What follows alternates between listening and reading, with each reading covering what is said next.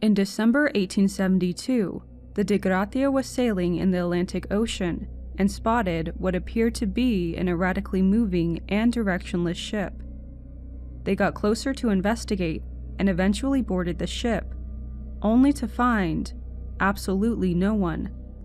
The vessel seemed to be in fine working order, so the absence of the captain or any of the crewmen was puzzling.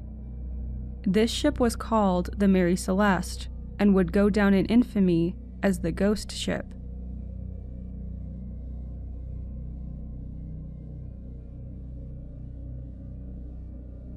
Formerly named the Amazon, this ship was riddled with misfortune from the start, which leads many to believe it was cursed. Its first captain became suddenly ill and died before the first voyage had even been completed. It accidentally crashed into another ship and sunk it, and it was once left abandoned when its crew thought it was sinking, but later recovered and repaired. The ship eventually fell into the hands of Captain Benjamin Spooner Briggs, and in late 1872, it was to travel to Genoa, Italy. On November 7th, the Mary Celeste set sail with over 1,700 barrels of industrial alcohol. Captain Briggs embarked with his 7 crew members, as well as his wife and their 2-year-old daughter. Briggs had decades of experience, but this was his first time transporting the highly flammable and dangerous cargo. Nearly a month later, on December 5th, 1872, the De Gratia spotted the Mary Celeste about 400 miles off of the Portuguese islands of the Azores. Captain Morehouse of the De Gratia ordered his crew to approach and board the ship, only to realize that there was no one to be found. Upon further investigation, Morehouse and his crew couldn't find any signs of threats or any signs of emergency, which might cause 10 people to make an escape. Everything seemed to be in good order. The vessel wasn't damaged or sinking. There was a 6-month supply of food and water. All of the crew's belongings were still aboard, and most of the cargo was intact and secure. The last logged entry made by Briggs stated that on November 27th at 5 a.m., the weather had finally calmed. As the previous night, the ship encountered rough seas. There seemed to be no sense of worry or concern from the captain in the last entry. The final log also indicates that at the time that Morehouse found the Mary Celeste, the crew had already been missing for around a week. There were a few things awry though. One of the 2 water pumps was not working, and the only lifeboat was gone. There was also a rope that had been tethered to the back of the ship, leading to speculation that the lifeboat could have been attached to it at some point. In addition, 9 of the 1,700 barrels of alcohol were empty, but these barrels were made of red oak, which is more porous, meaning that the alcohol could have just seeped out. Morehouse brought the ship to Gibraltar, where it was investigated and found to have not been involved in foul play. It was still seaworthy, and there was no indication of an emergency, which should have led a captain to order his crew to abandon ship. Morehouse was awarded 1/6 of the insurance that was covering the Mary Celeste.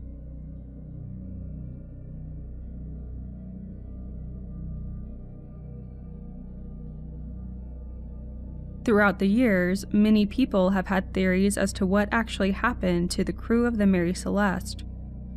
Some have far-fetched speculations that it was a giant sea monster that consumed the poor souls, but this is easily debunked because the ship was undamaged. Others think that maybe it was a pirate attack, but that wouldn't make sense because all of the crew's valuables, food, water, and the cargo were accounted for. If pirates had struck, surely they would have looted the entire vessel. Some theorize that the crew consumed the alcohol on board, became drunk, and this somehow led to their demise. It's important to remember that the cargo was industrial alcohol, and not drinking alcohol. Briggs also ran a tight ship and didn't allow drinking on board to begin with. It's very improbable that all 9 adults became drunk and decided to abandon ship.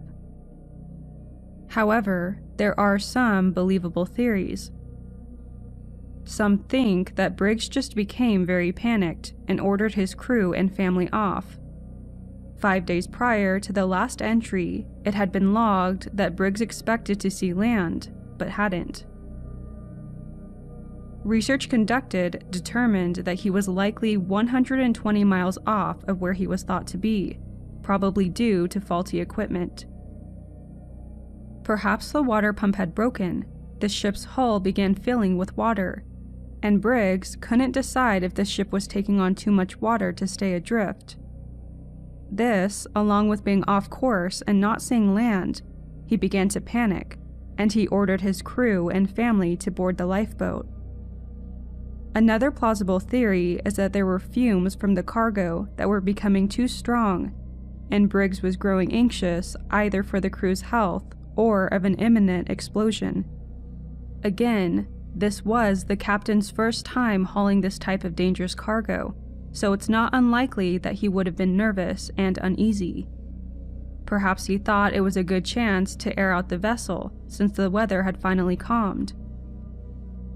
Though there's contradicting information as to if the doors, hatches, and windows were found closed or opened. Either way, if he was concerned due to the contents of the cargo, he may have ordered everyone into the lifeboat and tethered it to the back of the ship as to not float too far. Maybe the rope wasn't as durable as he assumed, or perhaps rough weather or choppy seas broke it, causing the lifeboat to drift off, unable to reach the ship again. Opinions and theories will continue for years to come, comparing evidence and trying to rationalize this long-lived mystery. There will always be unanswered questions, and it's unlikely that we will ever truly know what happened to the 10 members of the Mary Celeste on that cold November day.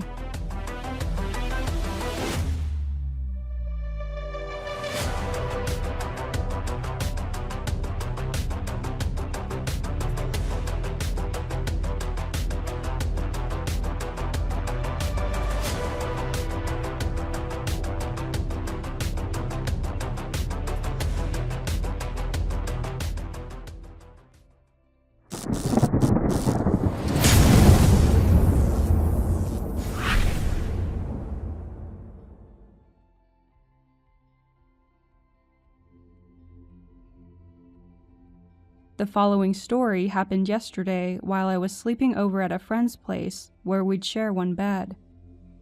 I suddenly awoke in the middle of the night, and there was a face with huge black eyes right in front of mine. It definitely didn't look human, and it didn't show any expression. It also seemed to look at me, but at the same time, past me. It's kind of hard to describe. Because it was extremely dark, I tried to rationalize that what I was seeing must have been my friend's cat. I thought the huge eyes were simply the cat's face being too close to mine. Because I wanted to move away from the face, I started to stroke it, just like I would do a cat, and said, "Fiora," which is the name of my friend's cat. I could feel my hand touching it, but instead of fur, it felt like I was touching a person's skin. That's when I started to realize that something wasn't right. My friend, who tends to wake up from the slightest bit of noise, and who thankfully happened to be awake at the same moment, replied, "Fiora isn't here." The thing's face moved away from mine, and I realized that the eyes remained big. I sat up abruptly and became scared as I noticed it wasn't my friend's cat. I then saw it move behind my friend's head and on top of her pillow. I told her to look at her pillow, still hoping that my mind is playing tricks on me and that it was just the cat. My friend sat up, stared at her pillow. I can still see that thing sitting there. but she didn't see anything. I started to panic and asked her to quickly switch on the light, but that's when the thing disappeared. I insisted that we looked around the room. The doors and windows were closed, so nothing could have entered or left the room, but I firmly wanted to hold on to the belief that it must have been the cat. We obviously found nothing, and my friend began to worry as I was panicking at that point. I tried to process what happened and was so confused by the fact that I was stroking something moments ago. Sleep paralysis usually means being unable to move and feeling the sensation of being touched or having some weight on top of you. But this time, it was the opposite. I could move around freely, didn't feel any pressure on top of me, but I could touch the thing, and it felt like it was physically there. The face was a bit smaller than that of an average human adult head. The eyes were about 6 centimeters in height and a bit longer in width. I described them as black, but they also had a thin dark gray iris and large pupils. The eyes were slightly popping out of the head. It had a very small mouth, no hair on its head, and no ears. The skin was a muddy grayish color and also covered with a few brown stripes. Once it moved to my friend's pillow, I saw that it didn't have a neck, but a thin body that was only about a meter long. The body itself had a pitch black color, and it walked on 4 legs.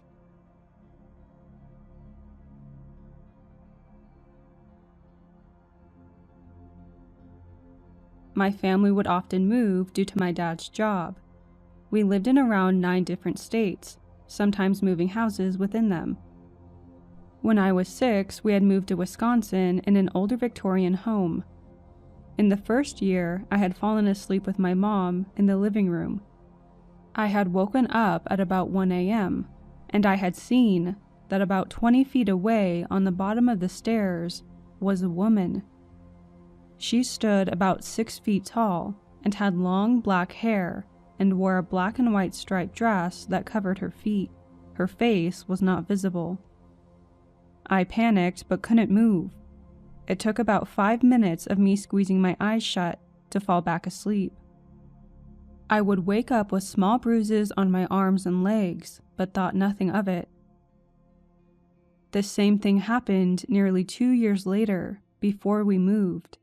However, I was asleep in my bedroom, and I saw her in the hallway, still not moving. I woke up that time with bits of my hair cut around my head. I remember thinking it was my sister until she denied doing so, causing huge upset with the family about her abusing me, which wasn't true at all.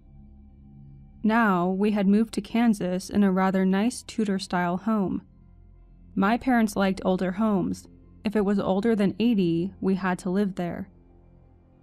I was nearly 11 when I, once again, fell asleep on the couch with my mom. The house was smaller, so the living room was a bit cozier, with a fireplace and stairs on one side, with the den on the other, maybe 10 feet.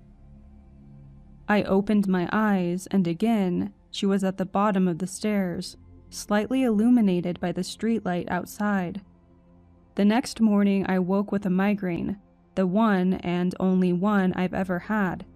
It was only me, 2 of my sisters, and my parents at the time. Then, 5 years later, we moved to Florida in a rather new home, which was odd for my parents. Just 1 sister with us this time. Within the first month, she appeared again. I still couldn't move or speak. All I could do was stare. She was in the doorway, maybe 6 feet away, just watching me, wearing that same dress. The next morning, I had cuts on my breasts and neck. After we moved house, about 4 miles away, was one of the last times I ever saw her, until a few weeks ago. She was at the foot of my bed, her face still covered, but I could almost see her breathing. I woke up untouched, but came down with a nasty stomach bug later that day.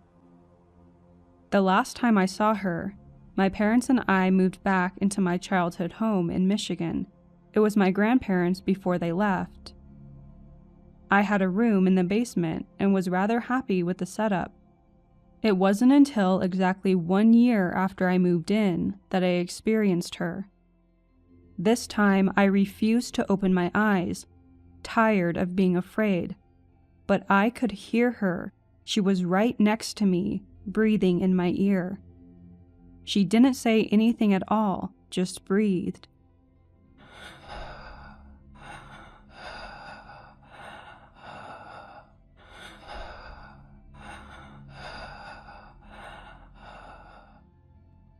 The next morning, I was unable to eat due to a nasty sore throat. See, I would assume that this was just some sleep paralysis demon or an overactive imagination. However, I still can't shake the feeling that something was, or is, here. I still get random bruises on my leg. I take iron supplements, otherwise I'm very healthy. And I randomly feel nauseous when I'm alone or before bed. It's something I've gotten used to, but I always get a creepy feeling on my neck when I'm alone. I still panic when my parents leave, and I fill my work and school schedule as much as possible to avoid this. I don't see anything wrong with my surroundings. It only affects me.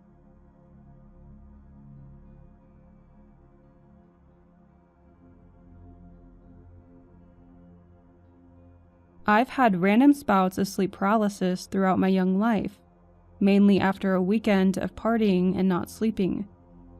However, the last few weeks I've been experiencing quite a few weird headaches, like migraines that go into the back of my skull.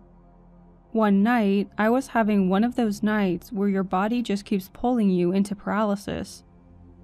Eventually, I stopped fighting and let myself fall into it. I knew something had got into my bed because I could feel breathing under my sheets.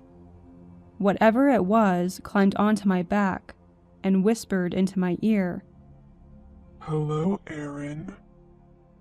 Obviously, I felt terrified, but I wanted to know what kind of beast had entered my bed, so I opened my eyes.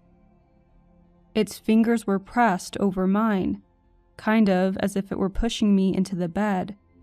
They were long and scaly, and I know it must have been a kind of reptilian beast. It whispered again that I am very sick, and I might need to go to the hospital. At that point, I probably thought the beast was messing with me, so I just wiggled and wiggled my toes until I finally woke up. I really felt like it wanted me to know that though, and it was fighting extra hard to push me into the bed, as if to say, "Don't ignore me." I fell asleep, and in the morning I woke up with a strange feeling in my neck again. I ended up having a stroke and a blood clot in my neck. I'm only 24, so it was completely out of the blue, with no previous health problems. I've been in a hospital for about a week and recovering well. I thought it was pretty interesting that whatever came to me in my paralysis wanted to warn me about what would happen.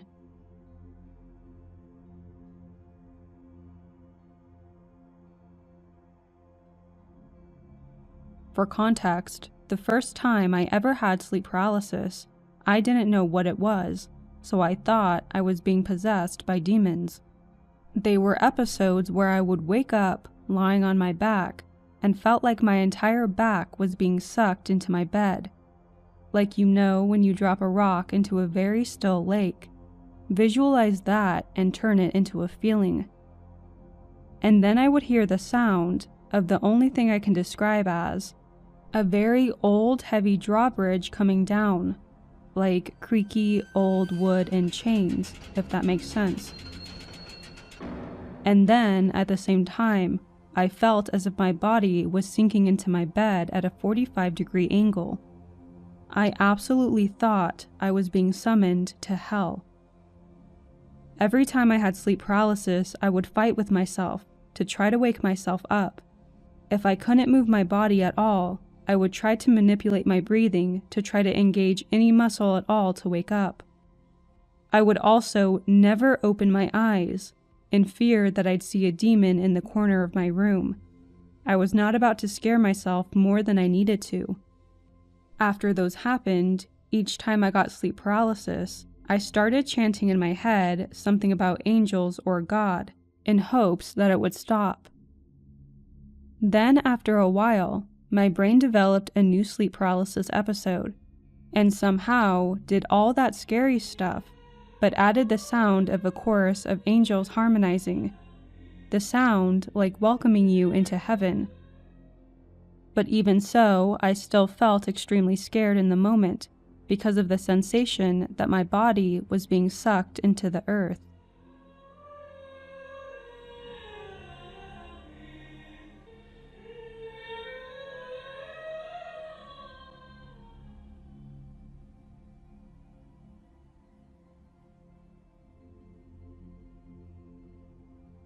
I was staying at my grandparents' a few years ago. It was a big house with a staircase leading from the ground floor up to the second floor. My room was directly in front of the staircase on the second level. I was around 14 years old and was so scared of my grandparents' house, as it was so massive and I always felt like it was haunted. So whenever I slept over, I would leave the door open. I had sleep paralysis a few times before this, and had trouble getting to sleep in fear of getting sleep paralysis. I could hear kids playing downstairs. It was only me and my grandparents in the house.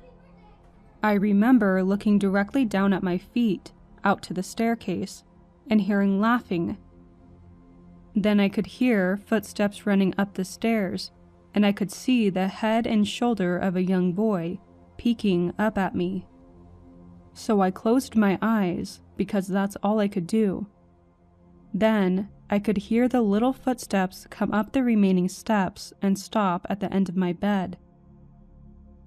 It was quiet for a few seconds, but then I could feel pressure on the end of my bed, heavy enough to be a little child around 5 to 6 years old. They walked up the top of the bed by my head, and I could hear the springs in the bed move with the pressure. Then they jumped to the side of the bed and made a thump. Then I could hear them running back down the stairs and laughing. I was 100% awake and aware of what was happening. I just couldn't move or scream. When I could finally move, I yelled out to my grandparents. My grandma came running into my room and I told her what happened.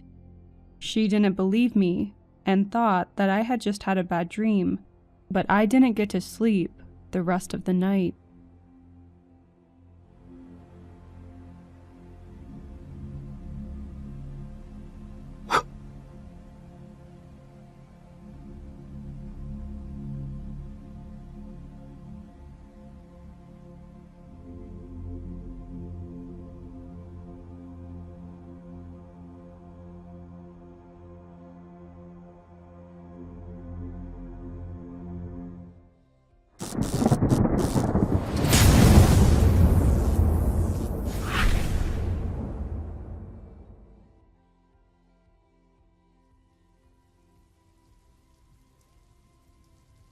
My family has always had these strange encounters with skinwalkers for as long as I can remember, but this one is the most chilling.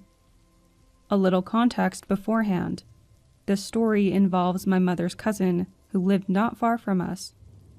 This story is told from different family members: herself, her son, and my aunt. My mother's cousin had always been an outgoing person, always meeting people. She was practically the life of any party. She had been in a very long relationship with her 2 kids' father for years, and when that ended, she became a single mother for years. Meeting someone new was not her top priority, but after being single for a while, she had met someone. She had fallen head over heels in love with him, and so did her kids. He was not a bad guy, and he did truly care for her and her kids.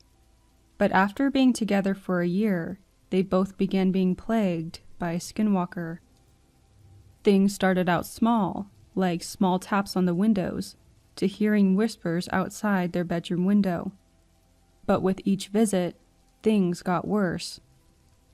One of the first encounters that happened, they had been asleep when her boyfriend had awoken in the middle of the night and needed to use the restroom. On the reservation, indoor plumbing and running water was still non-existent, so he had to do his business outside in the outhouse. He explained that he was then hit with a strong smell of decay and death. Wondering what that smell was and not really wanting to find out, he quickly finished and made a quick dash back to the house. As he neared the back door, he made one last look towards the outhouse. He said that he really wished he hadn't done this. Next to the outhouse stood a black figure. It was gaunt and rail thin. As he stared at it, he said it hunched over and stood on all fours like a dog. Thinking it was his eyes playing tricks on him, he blew it off and went back to bed. The following day, everything appeared to be normal again, and he never mentioned the encounter to his girlfriend. Weeks went by, and gradually, the skinwalker visits became more intense. The next encounter was more frightening. My mother's cousin had explained that they were all outside the house enjoying the night. They had been smoking cigarettes and talking. It was getting late, and she decided that she was going to bed. Her boyfriend told her he would be in shortly after, that he wanted to have one more cigarette before bed. As she was getting ready for bed, her boyfriend had come running through the door, pale and visibly shaken. Startled by his appearance, she asked him what was wrong. After he had calmed down, he told her that as he was finishing the last of his cigarette, he heard a scratch on the roof of the house. Thinking it was one of the cats that had gotten stuck up there, he walked a few steps backwards to see if he could see the cat on the roof. Only instead, he saw a black figure sitting on top of the roof. Its face painted black and white, and some kind of animal skin on top of its head. Frightened, he ran back inside. Normally, with an encounter, traditional beliefs say that it's best to contact a shaman and have a ceremony done. But because her boyfriend was an outsider, he never believed in our traditional beliefs and refused to take part in any of it. Again, things went on. Whenever she visited family, she appeared in distress and didn't know how to handle the situation. Things again increased in severity. This encounter happened maybe 1 or 2 months after the initial encounter, and was told to us by her eldest son. He said that his mother was out running a quick errand for a family friend, while him, his younger brother, and his mother's boyfriend stayed home. He said that they had just finished watching a movie. Her boyfriend had gone back to their room, while he and his brother went back to their room to play some video games. Maybe 15 minutes had passed when he heard his mother's boyfriend scream. Startled, he quickly got up and ran to their room, her boyfriend quickly running past him and running out the door. Stepping outside, he called out for him for a few minutes, and he finally came slowly walking around the corner of the house. His face looked shocked with fear. He walked quietly past him and back into the house. Sitting down on the couch across from him, he asked him what the hell happened. Taking a few deep breaths, he answered. He had been sitting on the bed, about to get ready for bed, when he heard whispers and taps on the window behind him. Thinking it was his stepson or the youngest brother playing a joke on him, he quickly got up and pulled the shade apart, coming face to face with a skinwalker. He locked eyes with it and described it again with its face being painted, wearing an animal pelt on top of its head, and its eyes glowed an unnatural color. Frightened, he asked him where he and his younger brother were at, and they said in his room playing video games. Growing concerned, her son finally asked his mother to please speak to his grandma about the encounter. Not really sure what to do, she finally relented and went against her boyfriend's wishes and sought spiritual help from a shaman. Afterwards, things seemed to get better and the encounter stopped, and everything seemed to get back on track for them. But skip ahead several months later. That's when the most terrifying incident happened. This part of the story was told to us by my aunt after she made a visit to her. After my mother's cousin had visited the shaman, things seemed to get better, and they had not experienced anything from the skinwalker for some time. But one night, things went from bad to worse. They had been up for a while, talking and laughing, feeling things had gotten better. She had decided it was time for bed, but her boyfriend wanted to finish up the last of his cigarette. Unbeknownst to her, something was happening outside as she lay in her bed. Her boyfriend had finally come back inside and had gotten in bed. They had both been asleep for a few hours. She was then awoken with her boyfriend on top of her, strangling her. Terrified, she screamed. Her 2 kids had come in, only to see him still choking and punching her. Quickly, her 2 boys pushed him off her. She grabbed her kids and ran to the door. Turning back, they said that they saw him kneeling on the floor in a daze and wondering what was going on. Once he realized what happened, he quickly got up and ran out of the house. Still in shock, they ran 100 yards to her parents' house and quickly called the police. Within an hour, they had arrived and began searching for the boyfriend to make sure he hadn't disappeared or hurt himself. They finally found him, but I don't remember where. It had been a few weeks when we learned what happened to her from my aunt. We learned that he had been sent to jail for the assault and served some serious jail time. We also learned that she had been helped through a spiritual healer, and according to him, on the night of the attack, when he wanted to finish his smoke, he had been confronted by a skinwalker. He said that the skinwalker wanted him to harm her and then harm himself, but during the attack, something had happened, and he was unable to do it. This story still sends chills down my spine as to what could have happened. Luckily, she survived, and as of today, she's happily married and has expanded her family.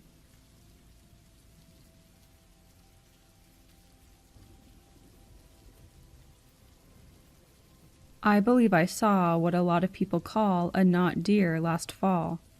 I figured this as good as a place as any to post, since I see the term not deer tied in with skinwalkers and other similar creatures pretty often. There isn't a lot to this story, but it stuck with me, and every time I think about it, I feel really uneasy. I live in Colorado, in a mountain town south of Denver. I live off a winding back road through a valley. One side of the road is right against a rock, steep like a wall in some places and more sloping in others, and the other side kind of drops off into the valley. Also might be worth noting that the mountain on the other side of the valley is a huge burn site with nothing but skeleton trees. I've heard a couple of stories that have taken place near burn sites, so maybe there's some correlation. This was probably around late August, early September. I was driving home late, probably around 1 a.m. I know the road and all of the curves pretty well, so I was going a pretty decent speed. I wasn't being as actively aware of my surroundings as I should have been, especially since deer and elk are pretty common here. Anyway, I was coming up on the last curve before my street, and I saw a deer standing at the side of the road on the side with the rock face. This deer was standing completely still, facing the rock wall. That in itself doesn't sound too strange, I know, but there was just something unnatural in its stillness, and the fact that it was staring straight into the rock, nowhere it could go, was odd. But what has stuck with me is the feeling I immediately got upon seeing it. Just an ungodly pit in my stomach. It felt like my heart stopped. And this wasn't the, oh crap, the deer on the side of the road surprised me kind of stomach pit. This was an absolute feeling of dread. It also seemed like there was just something off about the deer. For the life of me, I can't picture it in my head or pinpoint what it was, but something proportion-wise was wrong. Like maybe its legs were a little too long, or its torso was stretched out. I'm not sure. I didn't have time to react. I just kept driving. As I rounded the curve, I literally could not take my eyes off the rearview mirror. And the thing didn't move at all. Not a flinch. Nothing. Just stone still. Even after it was behind the curve and I couldn't see it anymore, I still couldn't peel my eyes off the rear view. I pulled into the garage and hit the garage door before I had even parked, and when I got out of the car, I couldn't stop myself from running up the stairs. I couldn't shake the feeling of dread, like I was in danger. I'm not by any means superstitious. I like stories about cryptids and I think they're super interesting, but I've never really believed them. But since that night, as short-lived as that encounter was, if there was one supernatural thing I believe in, it was that creature. I know in my gut it wasn't just a deer. It's also worth noting that after I told my visiting friend about the experience, she admitted that that year, when she was visiting for the first time, she had felt a similar dread and pit in the stomach as we had approached that same spot.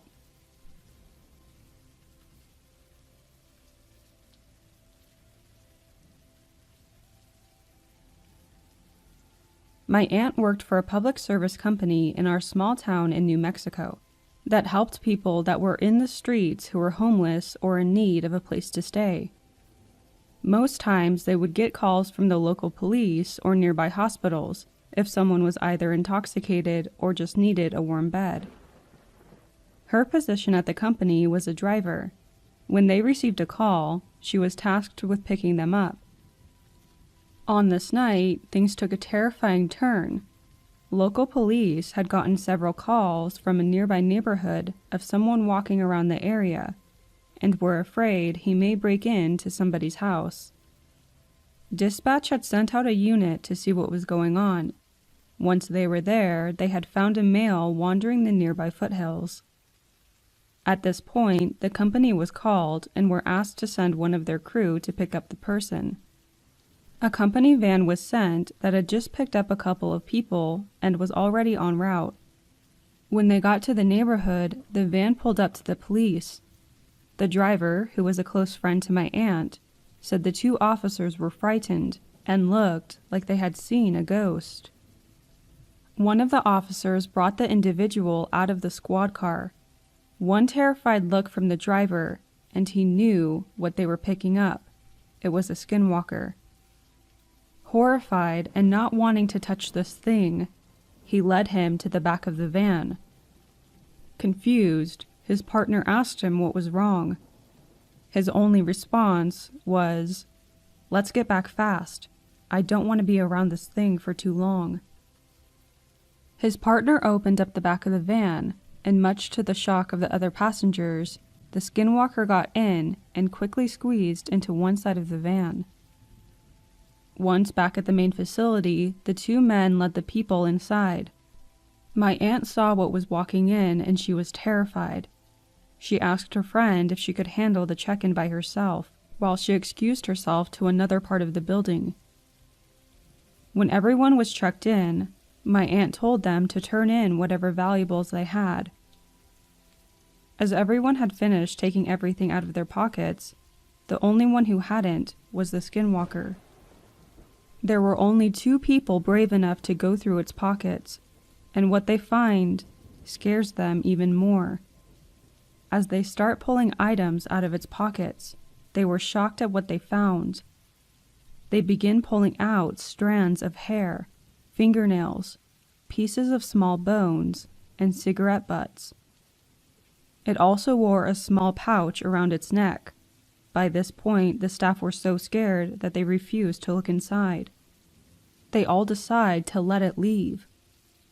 She explained as it walked out, they quickly locked the doors and stayed inside until the morning.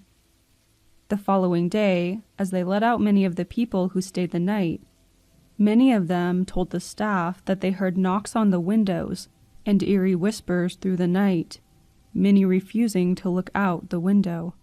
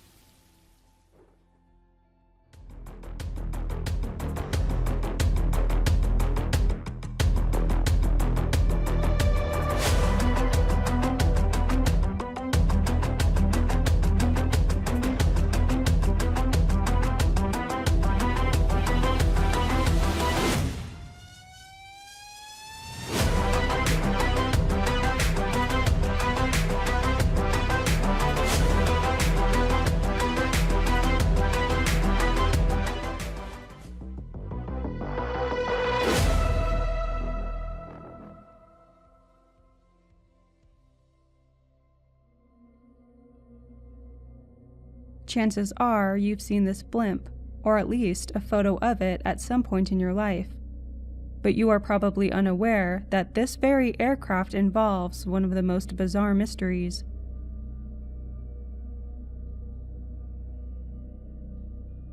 During the Second World War, the U.S. Navy deployed L-class blimps, provided by the Goodyear Company, along the West Coast. They were to carry and deliver supplies and aid in surveillance measures. While patrolling, these blimps were mainly looking for Japanese submarines that may be posing a threat. On August 16, 1942, one of these very patrols was to take place. The L-8 blimp, and designated Flight 101, was to take off from Treasure Island and recon the San Francisco Bay Area. The pilots aboard the flight were 27-year-old Lieutenant Ernest DeWitt Cody and 34-year-old Ensign Charles Alice Adams. It was Adams' first flight in this sort of blimp, but both men were trained and experienced pilots.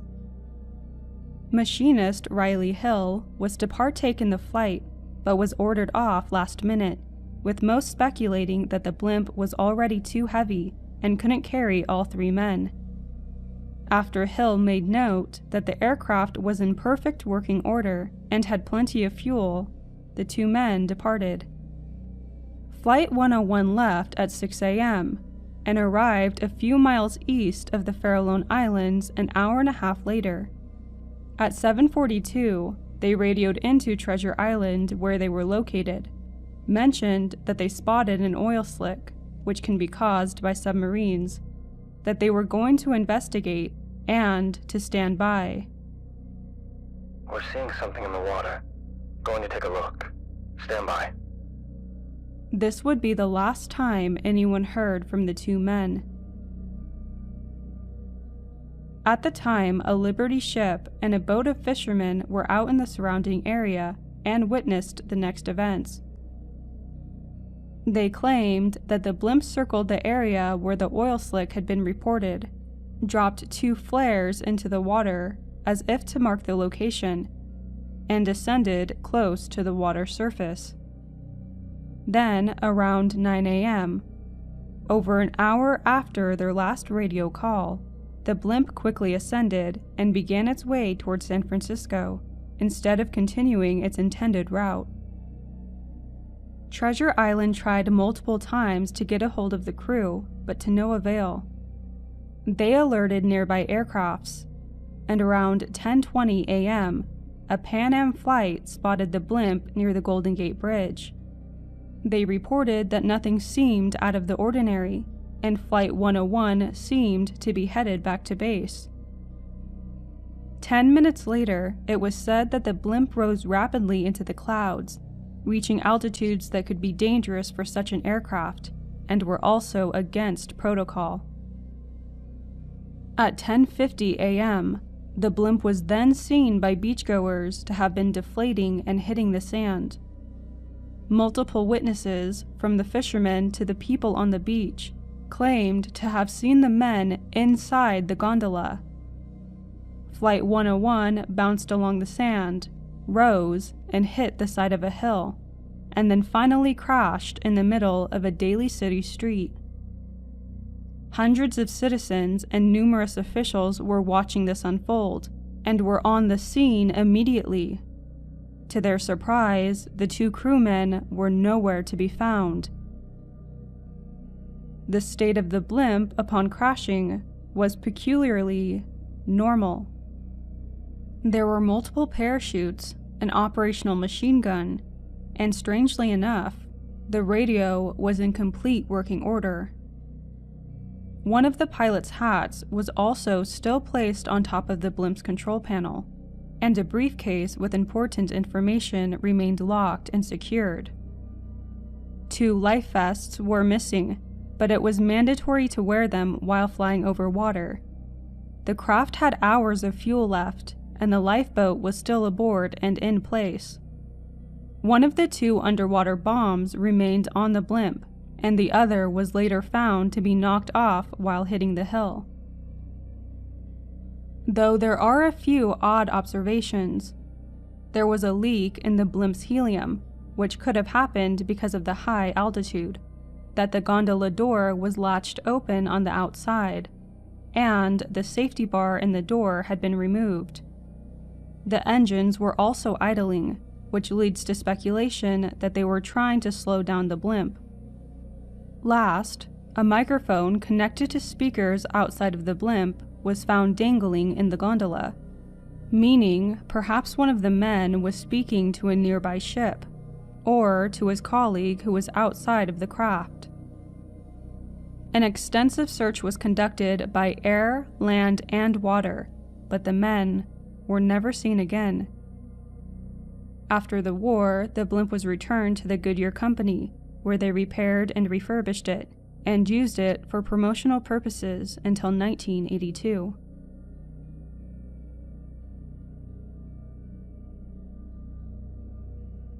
There are many theories as to what happened to Cody and Adams.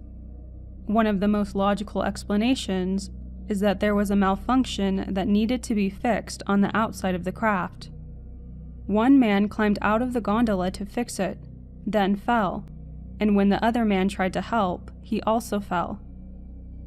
As convincing as it may seem, it also discredits the multiple eyewitness reports of seeing the men in the gondola throughout the flight. The fishermen claimed to have been close enough to see the crew members' hair color, and they watched as they left the scene and headed back to shore. Not to mention, the men were most likely wearing their life vests, and a search was conducted not long after they were reported missing. Some people gravitate toward the notion that there was a Japanese submarine, and, somehow, they were able to apprehend the 2 men. This again lacks viable evidence, as the 2 ships at sea watched when the men left the area they had previously marked with flares. They clearly would have seen such an event take place, especially if an underwater vessel was trying to capture crewmen that were in the air. Another theory is that the men went AWOL and escaped while bumping into the hill. But if they had been planning an escape for some reason, one would think they would have equipped their parachutes for protection. They also had no reasoning to do such a thing. More outlandish theories involve 1 or 2 of the men being spies, an alien abduction, and a love triangle quarrel that resulted in a crime. The Navy's investigation concluded that there was no state of emergency. There was no fire on the blimp, no poor weather that day, and no possibility of a stowaway on board the flight. The pilots still had the capability to radio for help if they were in danger or needed assistance, but no further messages were ever received. What made these men vanish from this L-8 blimp? Was it a simple mistake that unfortunately led to both men perishing without a trace? Or was it something more sinister.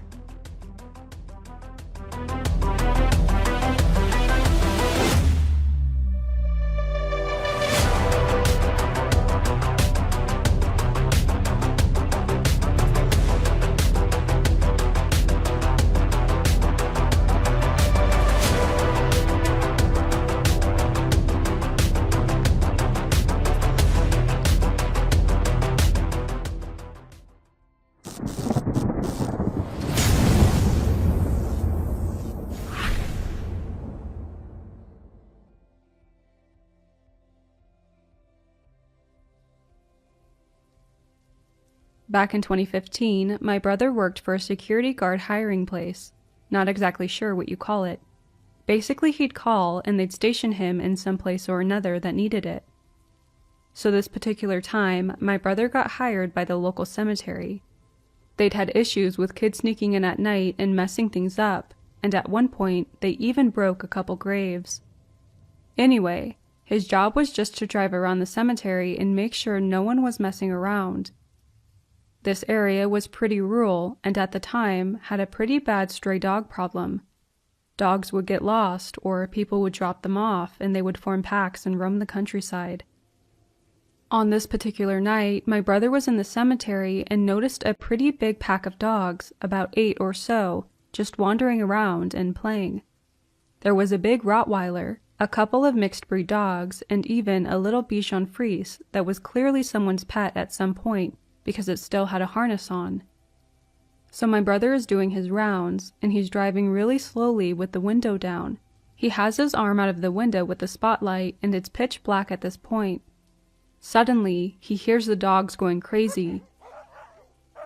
And then he hears what he best described as the screaming bird from the swamp episode of Avatar: The Last Airbender, but deeper and more human-like, with a rattling sound mixed in like a rattlesnake's tail. The dogs go silent before starting back up again, barking and snarling a few minutes later. Then something fast and pale runs in front of his headlights, with the 8 dogs in pursuit, barking and snarling. He decides to follow the dogs in fear that they're getting ready to tear someone's pet to pieces. He parks his car, gets out with his spotlight, and then follows the sound of the barking. He then hears the scream again and swears that he heard a faint help, mixed in with the weird screeching and rattling. He gets to where the dogs are going nuts and shines his light, and is surprised to see that the dogs have a deer. He said that this deer was a pale gray color. It was skinny and emaciated, and then he shined the light on its eyes.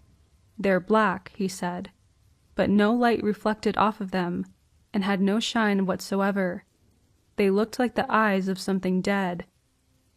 He is understandably confused, and he's standing there, a few yards away from a pack of angry, snarling dogs that haven't even registered that he's there. The dogs have this deer surrounded and are taking turns nipping at its hind end and legs, but my brother notices that every time they do, they recoil and sort of gag, as if the taste is appalling to them. My brother then hears a deep growling from behind him.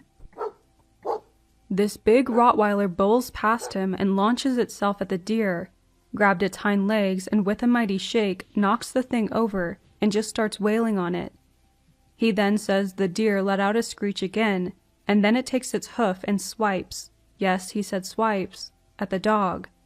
The dog lets go and the thing takes off. The dogs are hard on its heels. He never did guard work at that cemetery again, but he did go back a few days later and managed to get that little Bichon Frise to come with him, and he's had that dog for the last 5 years.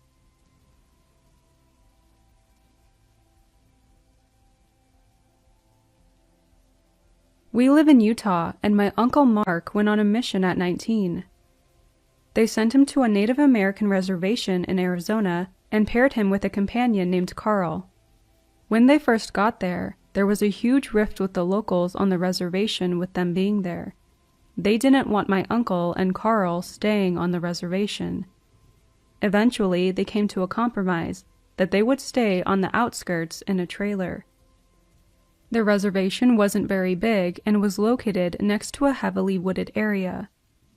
The first night, they were trying to sleep when all of a sudden, their trailer started to shake violently back and forth. Startled and not sure what was happening, they climbed under the table for cover. Mark could distinctly hear someone pushing it from both sides of the trailer, like a group of people. After about 5 minutes, it stopped. That next day, they made rounds on the reservation and were talking to the locals. Carl made a comment to one of the families that their trailer was shaking the night before. The family got very quiet and told them they had to leave. They thought it was strange, but they didn't think much of it. The next night, it happened again. They woke up to their trailer shaking back and forth. Again, they climbed under their table until it stopped. This went on for 2 more nights. Anytime they tried to talk to anyone about it, they got quiet and told them they had to leave. Mark started thinking that due to the tension of their arrival, the locals were doing this to scare them off the reservation. They then go into the convenience store and they were talking together about how frustrated they were with the situation. The clerk overheard and said, "They can't talk about it. It's forbidden." Confused, they asked him, "Can't talk about what?" The guy continues to tell them about skinwalkers. He says that they are evil demons that were once Native American witches, and if they talk about it, the skinwalkers will come for their souls. They just walked out of there baffled. They thought it was another scare tactic. So that night, when the shaking started again, my uncle decided to be brave and confront them. He went to the trailer door, flung it open, and yelled, "Hey!" But when he did that, he saw 3 animals run off. 2 were a wolf, 1 was a bear. As he watched them run towards the trees, all 3 of them stood up on 2 legs and walked slowly towards the trees, making a human cackling laugh. It scared him so bad that they called their mission president the next morning and asked to be moved. They were relocated that day. For a year, nothing happened. One day, they announced that Carl was being relocated to another city, and Mark was going to get a new companion, Jimmy. They had to drive for an hour to pick up Jimmy from the airport. The road they traveled went through the boundaries of the reservation. They arrived at about 8 p.m. and met Jimmy, and then they go to leave. The mission president tells Jimmy, "We're driving through a dangerous area at night, so we can't make any stops. If you need to use the restroom, you need to go now." Jimmy says, "I'm fine." The mission president gets serious enough to even freak out Mark. "I am not kidding. Go do your business." Jimmy was insistent that he was fine, so they finally hit the road. As they were about 30 minutes into the drive, they were going through the area of the reservation boundaries, and Jimmy starts complaining that he needs to pee badly. The mission president says, "We can't stop here. You'll have to hold it." Jimmy keeps going on, "I really can't hold it." So the mission president stops the car and says, "Okay, but you do your business next to the door. If I say get into the car, you better get into the car fast." With a look of confusion, Jimmy says, "All right," opens the door and starts to do his business. About 5 seconds later, the mission president says nothing and just yanks Jimmy into the car and floors it. Jimmy and Mark start freaking out. "What's going on?" The mission president says nothing and just increases his speed. Then Mark sees something next to the car to his right. A giant wolf-looking man was running on 2 feet next to the car. Mark looked at the speedometer, and they were going 60 miles an hour and still increasing. The wolf creature kept next to the car for 10 minutes until it finally took off into the trees. Shaking, Jimmy gets out of the car when they arrive. They didn't speak through the whole ordeal. And says, "What did I just see?" The mission president says, "Next time I tell you to take care of your business, you take care of your business."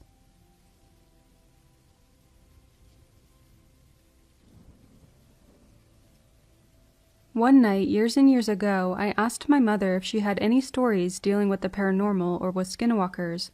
She explained that she had, but this story she was about to tell me comes from her cousin, and perhaps is one of the most terrifying encounters I've heard. Her story begins one evening when she was asked by her grandma and mom to watch 4 of the younger kids while her mom and grandma went to visit a family member. The house they were staying at was her grandma's, which was a traditional hogan. Now the hogan had a rickety door made up of a long piece of floorboard and held together with baling wire and rope from the hay bales. The evening was quickly approaching. Her mom and grandma explained that they would be back within the hour, and they wouldn't be far, just a half-mile down the road. Like most traditional hogans, the floor was made up of dirt, and a single stove in the middle that provided the heat and cooking for the household. As night fully approached, she had just put the kids to bed when she was waiting for her mom and grandma to return. She explained that it was getting really late and her mom and grandma hadn't yet returned home, so she made a fire to keep her and the younger kids warm. Then she said the dogs started wildly barking. Ignoring them and thinking that they had just spotted a small animal, she continued to wait. Like all reservation homes, they had no electricity, so light was provided by oil lamps and candles. She said she continued to wait by the oil lamp while the dogs continued to bark wildly. She then thought that she heard her mom and grandma coming, so she opened the door and peeked outside.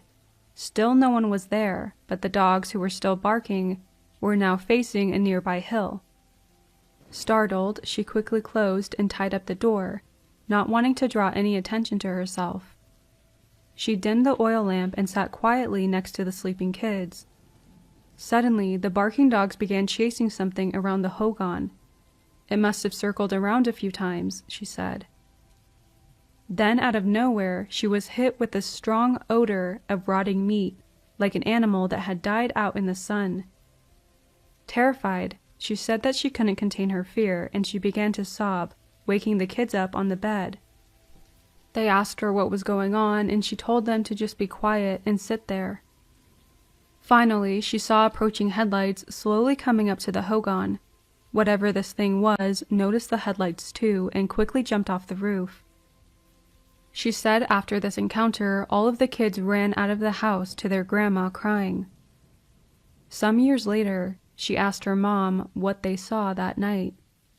Her mom explained that they had lost track of time, and once they realized what time it was, they said goodnight and headed back home, bringing along with them their uncle who decided to stay with my grandma for the night. As they approached the hogan, they had noticed someone or something on top of the roof. It was a skinwalker, she explained, that its whole body was covered in white paint, and it wore a coyote skin on top of its head.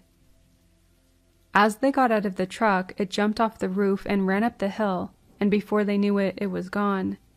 She also said their uncle chased after it, picking up an axe and quickly running up the hill to catch it. After the experience, my family sought out a healer, and he explained that it was indeed a skinwalker. He went to explain that it had ill intentions, and the reason it was on top of the roof was that it was going to drop down the stovepipe and kill whoever was in the hogan. He said that they were all lucky that her mom and grandma were pulling up when they did. If they hadn't, there was no way of knowing if the skinwalker would have gone through with its plan.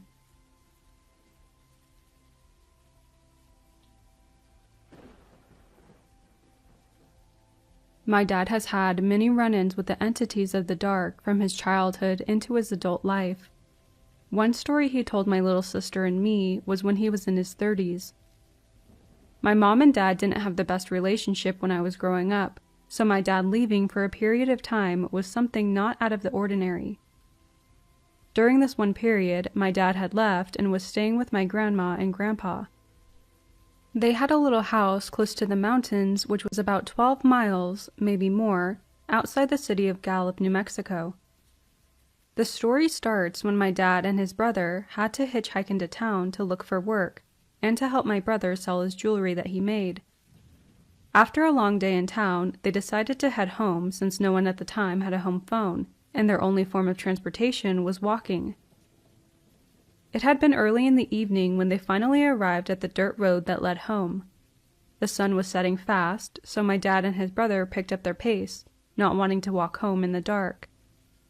As they were getting close to home, his brother began to walk faster. Wondering why, he asked him, "Hey, what's going on?" His brother looked at him with a stern look and answered, "Just keep up." Quickening their pace, my dad began to hear voices coming from the trees. Not wanting to look in the direction where they were coming from, they ignored the voices for as long as they could. Nearing home, my dad stopped and began to curse at whatever was stalking them. But then it was quiet. My dad stood there below the hill close to home with the unnerving quietness. He said that he could hear his heart pounding in his ears. Looking in the direction where he last heard the voice, he said it whispered his name. After that, he and his brother bolted the last few yards home. As they ran, my dad could hear the mysterious creature behind them. With the sound of bare feet pounding on the ground and getting closer, they began sprinting even harder, finally making it to the front door of the house. Before bursting through the front door, they stopped and looked back, expecting to see something or someone behind them, but they saw nothing. So out of breath and adrenaline pumping, they looked at each other in confusion, wondering what the hell was going on. The house they were living in was a 2-room house which didn't have a lot of room for him and his 2 other brothers, so they had built a 1-room shed next door which they turned into a bedroom. They quickly made their way to the 1-room shed and locked the door. Exhausted from the day and being chased by whatever this thing was, they went to bed. Later that night, my dad woke up for no reason. When he tried to go back to sleep, he suddenly began to hear footsteps outside the shed right where his bed was. Sitting up, he listened as the footsteps went around the shed. Then something more terrifying happened. The strange being began making a dry heaving sound like it was hacking up something. He whispered his brother's name after a few minutes, and his brother whispered back and told him to ignore it and not pay attention to it and it would go away. As he laid back down, trying so much to ignore it, it would circle around the shed whispering him and his brother's name. Finally, after what felt like so many hours, it stopped. Bravely, my dad sat back up and strained his ears to hear if the mysterious creature had finally left. Taking one more look around the room, my dad noticed something from the corner of his eye. He saw a black shape staring through the window. It looked like a sheep's head, but the creature had hands, human hands, pressed up against the window. My dad shouted in Navajo, telling the creature it's not wanted here and to go away. The terrifying creature then stepped back and disappeared from his view.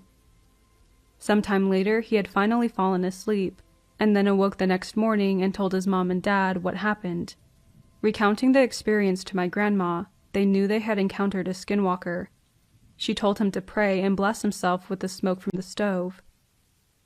This would be one of the stories my dad would tell us as a warning, never to be out after dark, or you would more than likely encounter a skinwalker.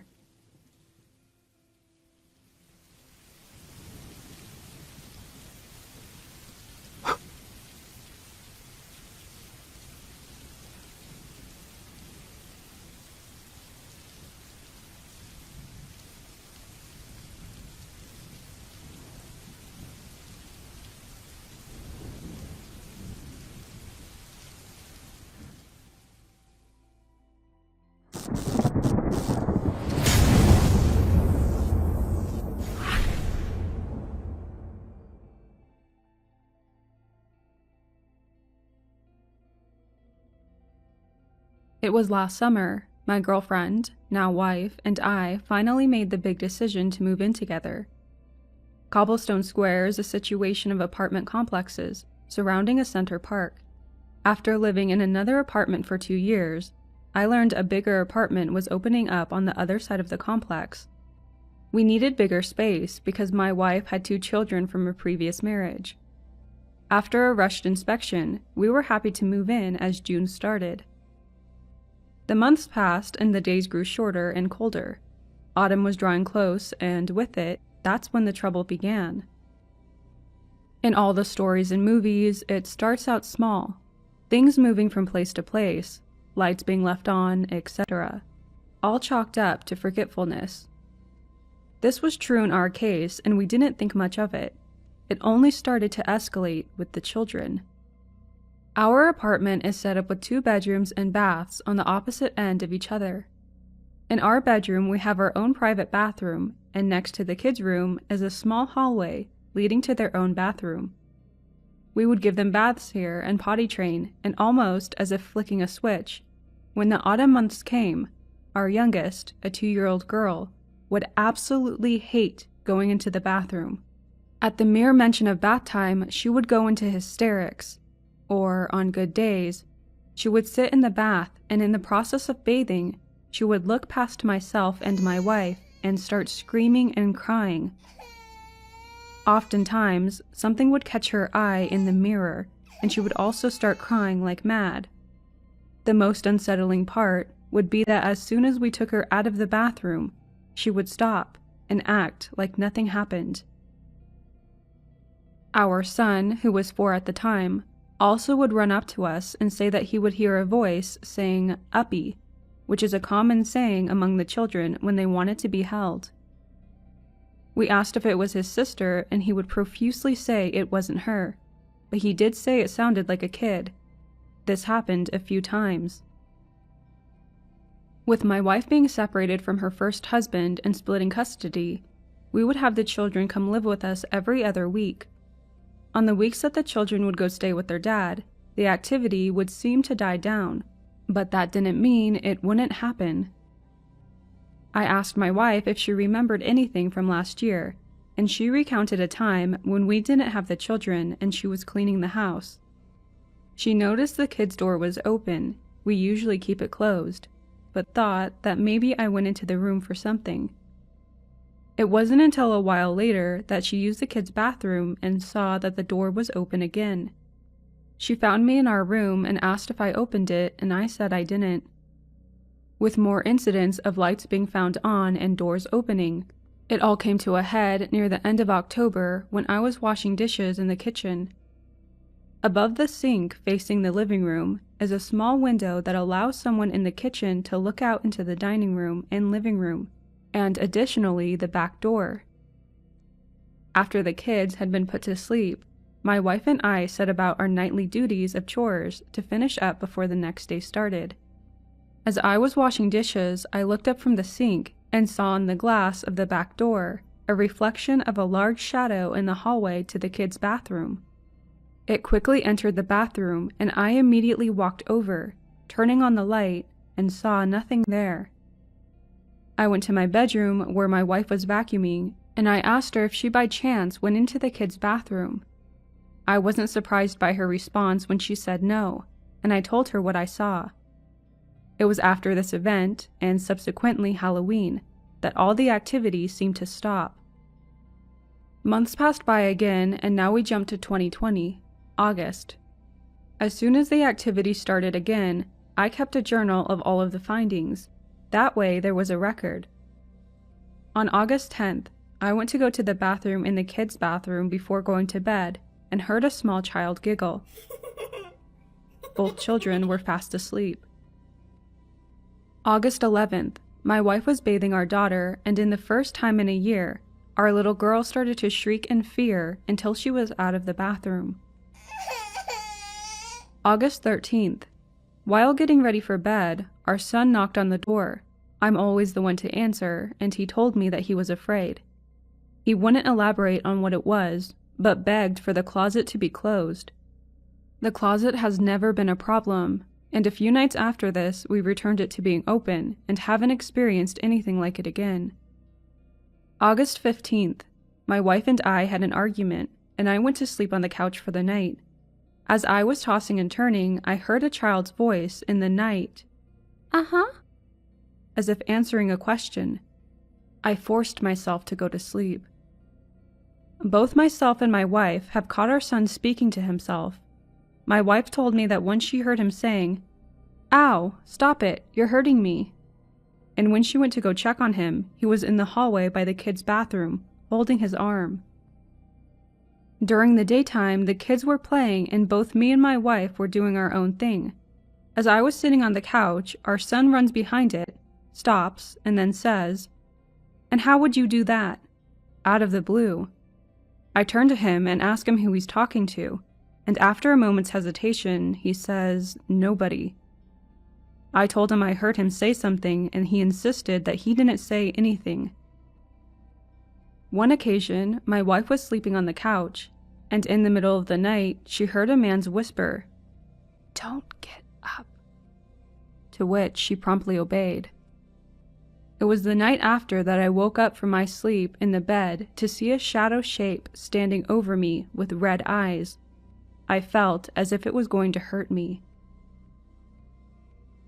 My wife and I have naturally begun our interest in the spiritual world. We began researching and looking for ways to go about this. We've purchased a Ouija board with no results, and from a medium, a supposedly haunted ring. If our apartment was going to be haunted, we wanted to know by who and with what intentions. It seems as if our mail order ghost has already made their home, as one morning our front door was unlocked and slightly ajar, nothing stolen. Tonight, as I write this, my wife and I were watching TV on the couch and decided to call it a night. As we went to our bedroom, I noticed a low scratching sound coming from the record player. I opened it up and saw that the turntable was moving as the needle was off its holder, turning the record player on. I replaced the needle and tried knocking the player a few times to see if it could have been easily bumped and knocked off, but no. The only way to move the needle was to pick it up with your fingers and set it down. I was reminded of one other time that this happened, long before we bought any haunted items. September 4th, after coming home from work, I noticed that the bathroom door was open. After we left it closed all day, and I even asked my wife if she went in there, and of course, she said no. At night, before bed, my wife stood in the doorway of our bedroom, staring with eyes wide open. I asked her what the problem was, and she said that she heard someone slapping their palm against the sliding glass door. We investigated and found nothing. September 6th. My wife and I have a small collection of swords that we keep safely in our room. A few are propped up against the wall, being that we had no space. At 7:38 a.m., I woke up to a crashing noise, noticing that the swords propped up had fallen over. It could easily be dismissed as a slippery surface, but we had them in a way where they were firmly against the wall and have never fallen over before. September 7th, Labor Day. No surprise that this is the day we get the kids back, and immediately the activity becomes more rampant. With the day cold and rainy, we spent the holiday indoors and nothing to do but watch TV and eat. As we're doing this, I hear a thud come from the bedroom. Looking in, I see that a Toy Story Woody doll is on the ground. I received it for Christmas from my in-laws and put it on top of the bookshelf next to Buzz. Never has this fallen over, or at the very least, was unsteady. My wife mentioned how I left out another event from this last year that happened to her. She was quick to remind me that once when she was in the bathroom putting on makeup, she saw a face behind the door, almost as if peeking in. She turned and saw nothing. My sister-in-law is an employee at Best Buy and gave us the courtesy of purchasing a security cam for us. All updates will be posted. September 13th. With the installation of the camera, it seems that things have died down, which brings us a sigh of relief. We talked with our son, who's 5, and he told us that sometimes in his room he feels as if someone is watching him, and not only that, but someone speaks to him. He told me that it sounded like a little boy whispering in his ear when he's laying in bed after we say goodnight. He says the voice says, "Time to go to sleep," every time that it speaks. I asked if he felt like it was going to hurt him, and he said no. This morning, as I typed this, he came rushing to the room and said he heard it again. It was the night before that I set up a microphone to record in the night. I've looked back on the recording and my findings are inconclusive. The children have a white noise machine going on in their room all night, which my son said is where he hears the voice coming from. I've checked the audio closely, and even at hours where the children are definitely asleep, it still sounds like there are full-on conversations happening between people. As of now, I can't make out anything they're saying, and as I understand, white noise machines are meant to mask peak noises, such as conversations from another room. It requires more attention to understand what's going on, but at least my son saying that he hears a little boy confirms my theory of having a ghost child in the home, whom I've heard twice. The week of the 13th through the 19th of September proved to be fruitless in our attempts at capturing any more audio or video. That was the week that we didn't have the children. We switched with their father on Sunday evenings. That being said, the past week of the 20th through the 26th proved to be quite different. The night of the 21st was eventful. We captured a series of events on the camera in the kids' room, and I'll list the timestamps. 8:18 p.m. My wife enters the room with our son to put him to bed. Absolute darkness. Not that the room is dark, but the screen is dark, and there is absolutely no audio. In between these times, my wife comes into our bedroom where I'm on the bed, getting ready to sleep, and she tells me that she heard the kids' door open while she was in the kids' bathroom cleaning. A voice whispered and said, "Mom?" She whispered back, "What?" and felt the clear presence of somebody standing behind her. She turned around and saw nothing. 8:22 p.m. The camera captures our son getting out of bed and leaving the room, where he tells us that he was having a bad dream. September 23rd, 3:14 a.m. Both the microphone setup and the camera capture our son getting up in bed and saying, "That's mine. No, that's mine." September 25th. This night was a big night. I would usually start the recording on the laptop and microphone after the children were fast asleep, but I was so tired myself that I fell asleep early before I had the chance to. The next morning, I noticed the door to the kids' room was open by a large margin. We have ingrained the idea of shutting doors into both kids' head, and even checking the camera footage, our son does take the time to close the door after leaving the room. He didn't get up again for the night. My wife stayed up later than myself and confirmed that the door was indeed shut. 1:25 a.m. Our son wakes up and notices either the door opening or the door being open, and promptly throws the covers over his face and goes back to sleep. September 26th, 5:20 a.m. A small tap is heard on our bedroom door. I figured it was our son, so I got up and opened the door, but nobody was there. 6:06 a.m. Our son comes to our door saying that he heard a voice saying, "Hey." I checked the mic, and indeed, before our son wakes up, there was the slightest whisper of "hey," and then our son begins to stir as if he's scared in his sleep and wakes up entirely. 8:59 a.m. While going over the recordings in the kids' bedroom, a few books on the bookshelf fell over. October 7th. It's been a while since I've come back and posted on this, and that's because the activity that's been happening has been nothing more than the expected phantom knocking. Nothing extreme, until last night. We bought for our kids 2 small pumpkins to paint, and we set them on the table out of the way, but this morning both pumpkins were off the table sitting on the floor. One was in the living room and one was in the hallway by the kids' room. October 8th. This morning, my wife said when she was getting ready in the bathroom, she heard what sounded like whispers coming from the bedroom. She looked out, expecting to see the kids, but nobody. Out of the whispers, she could make out, "There she is." I asked what it sounded like, and she said, "Like a little kid. That's why I thought it was ours." On the night of October 8th, we got in the mail a ghost sweeper, a device that sweeps through radio waves and can pick up EVPs. I was excited to use it when it charged, so after the kids were asleep and my wife was in our bedroom, I sat in the living room and held our mail order ghost, Gloria, who was attached to the ring. Now to note, every time I hold this ring, I get a headache, and last night was no different. I turned on the sweeper and simply said, "Hello?" while holding Gloria. I cannot confirm what I heard, but I heard what sounded like a woman's voice say, "Hello?"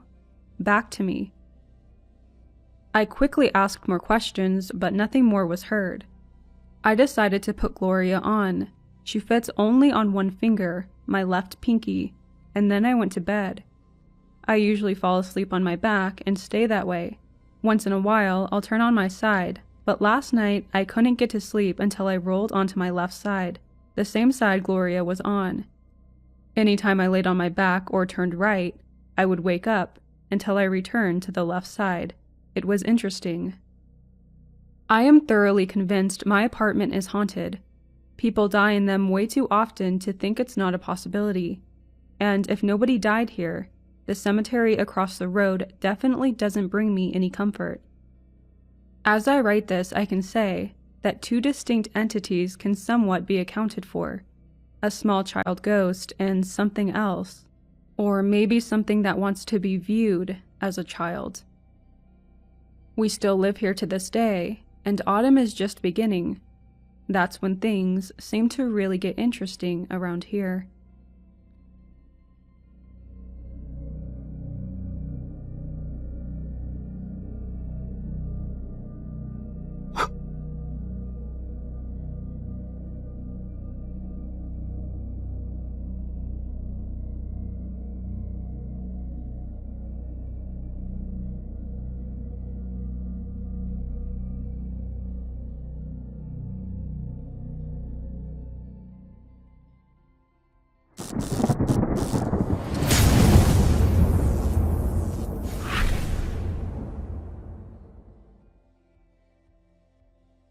Hi everyone, welcome to this collaboration.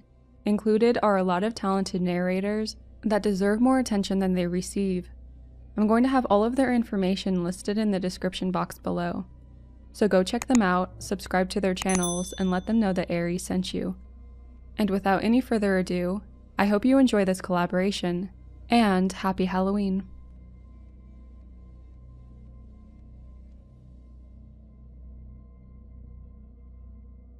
I know this sounds totally unbelievable, especially since it happened on Halloween, but I promise, this happened. Thinking about it now gives me the chills, and I can barely type this up. So it was what seemed to be a normal Halloween night, and me and my friend Cameron were very excited to be trick-or-treating. Naturally, we ran ahead of our parents and approached the house at the end of the cul-de-sac. Not completely relevant, but in this house lived a troubled boy named Cash. There were many rumors about him, that he shot his teacher with a BB gun, that he worshipped the devil, that he went to juvenile hall as a kid, etc. So there was a bit of an enigma around the house, but that didn't seem to scare us at the time. After all, we were so caught up in the hype of Halloween that didn't matter. All I remember is approaching the house and a nice lady opening the door.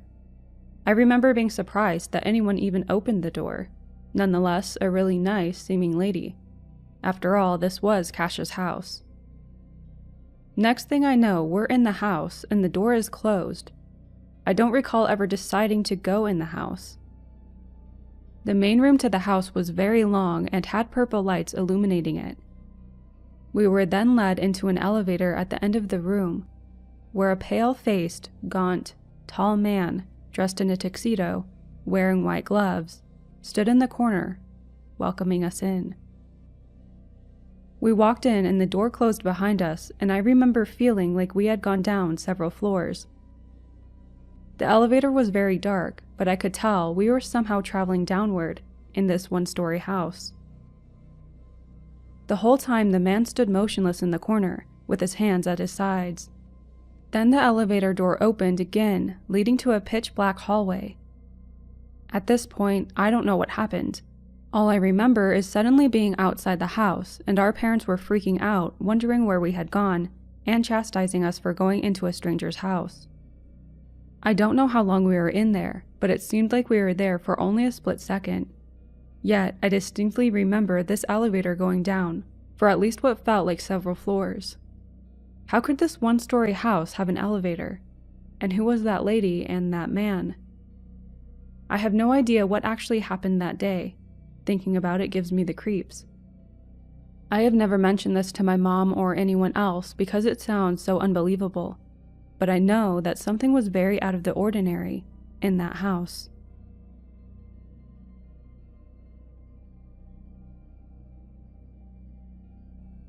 I think it's finally time that I write this down. It's haunted me for years, but maybe this will help me move on. I don't know if I can ever forgive myself for what happened that night. I was 15. My girlfriend, her brother, my best friend, and I had come up with the brilliant idea to stay out all night on Halloween. We had the perfect plan. My friend Art, not his real name, and I would tell our parents that we were going to spend the night at Layla's and Will's, not their real names, house. Likewise, Layla would tell her parents that she and Will would be spending the night at my house. I know, it was stupid, but we were confident that our plan would work. I wish the plan had failed. That Halloween night, we'd set out feeling like total rebels. We'd all decided on a group costume, and each of us was dressed as a DC superhero. Will had dressed as Superman, Art was the Flash, Layla was Supergirl, and I was Batgirl. We were all pumped. We had the whole night to stuff our faces with candy, hang out, and do whatever we wanted to. After we'd trick-or-treated for about 3 hours, I'm not kidding, people started shutting their doors. By 12, there wasn't a single light on or door open. We 4 were the only people out on the street, and with the exception of a barking dog, there was no noise. Layla and I were bored, and I asked if we should just go home. Will refused. "You're at a sleepover at my house, remember? And I'm sleeping at yours. Do you want to be the one to admit to your mom that you lied?" "Come on, Will," Art spoke up. He'd been eating a lot of candy and had been pretty quiet for the last few minutes, likely battling a massive stomachache. "This isn't as fun as you said it would be. Maybe it'd be better if we just went home and told the truth. They'd be mad, but maybe we can still have an actual sleepover." Will looked at each of us and realized that he was the only one who wanted to stay out. He sighed and looked like he was about to relent. Then he looked behind us, and his face lit up like a jack-o'-lantern. "What's that?" he said excitedly, already beginning to move towards it. I turned around. Not 20 feet away was a house that I'd never seen before on our street. It looked like a typical townhouse. That's usually what you see in our neighborhood, but it was covered from porch to chimney with Halloween decorations, and not the cheap plastic ones you get at the dollar store, but the quality makes you want to run decorations that give kids nightmares.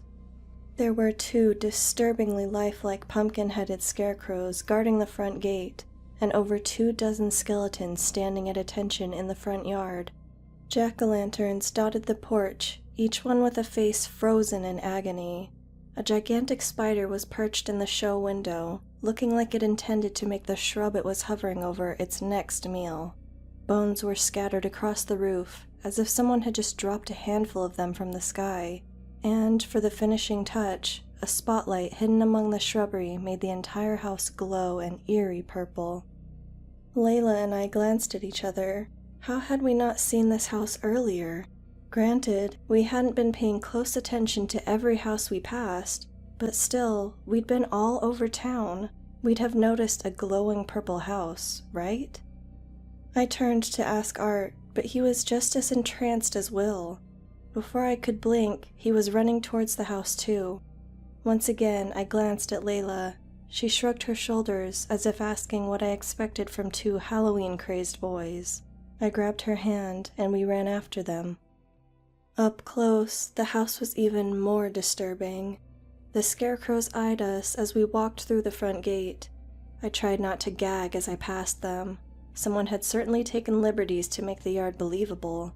The things stank like rotting pumpkins. I gripped Layla's hand a little tighter as we passed the skeletons.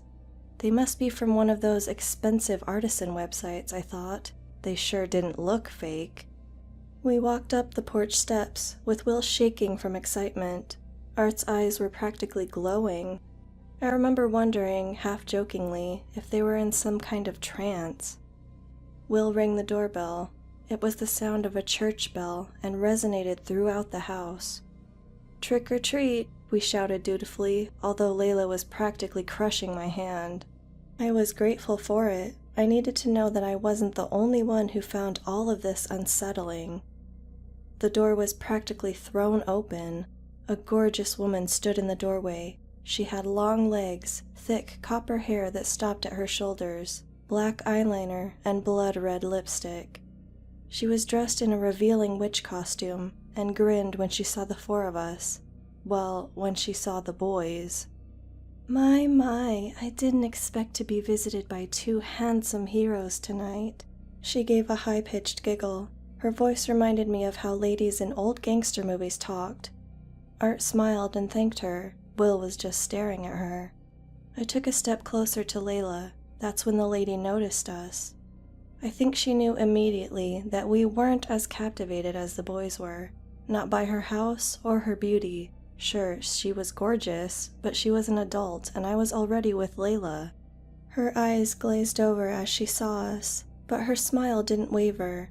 I noticed then that she was holding a bowl of candy. She slowly extended it to me. "Candy, Batgirl?" I wrapped both of my arms around Layla and took a step backwards from the lady. I could tell she wanted something and that it wasn't anything good. "No thanks, we've eaten too much candy already." It wasn't a lie. We'd eaten half of our candy throughout the evening. The woman's smile wavered, and she blinked 3 times, as if it was the last thing she'd expected. I noticed something strange about her eyes. They were kind of cloudy. She turned and offered candy to the boys. Will took a full handful, while Art only took 2, obviously still suffering from a stomachache. I glanced again at the candy. The pieces weren't in wrappers, and it didn't look like any brand I'd ever seen. It sort of resembled malted milk balls, except bigger and lumpier. When the boys had finished their candy, the woman looked at the 4 of us. "You must be parched. Why don't you come in for some apple cider?" She gestured to the front door, which stood gaping open, like a mouth. Layla physically leaned away from the door. She wouldn't go in there for $1,000, let alone a glass of cider. I agreed with her. I forced a smile. "No, thank you." We turned and started to get down off the porch when I realized that Layla and I were alone. Will and Art were gone, and so was the woman. My heart rate tripled. They went in the house. My stomach hurt. Should we call the police? What could we say? That a pretty lady with a spooky yard had lured 2 boys into her house with apple cider? Even if that didn't sound crazy, we were 2 teenagers out past midnight on Halloween, not exactly what the cops would consider trustworthy. Plus, we couldn't prove that she wanted to hurt the boys. Still, we had to make sure that they were okay. We started walking around the house. On the left side, there weren't any windows. This made sense, though, it being a townhouse and all. The back of the house had a porch, but the windows and doors were all covered. The right side of the house yielded the same results as the left, leaving us only one option: the show window. We maneuvered around the skeletons in the yard and went as close as we dared up to the window. I, being dressed in black and thus harder to see, decided to look in the window, while Layla, dressed in bright red and blue, made sure the lady didn't come out of the house. Before peering in, I took an uneasy glance at the giant spider. Against my better judgment, I touched it. Solid plastic. I sighed and told myself not to be so jumpy. I peered through the window. I was staring at a lit fireplace. It seemed to be the only light source in the room. It was pretty dim in there. Still, I could make out 2 enormous armchairs on either side of the fireplace. I could make out Art's bright red Flash costume, and I could see the blue from Will's costume. They were both slumped in the chairs, as if asleep. There was a coffee table between the chairs, holding 2 half-empty glasses of what could only be apple cider. In the center of the room stood the lady. She was standing up as straight as a rod. her arms lifeless at her sides. Then, with no warning, her right arm shot straight up. She held it there for a second, then let it fall.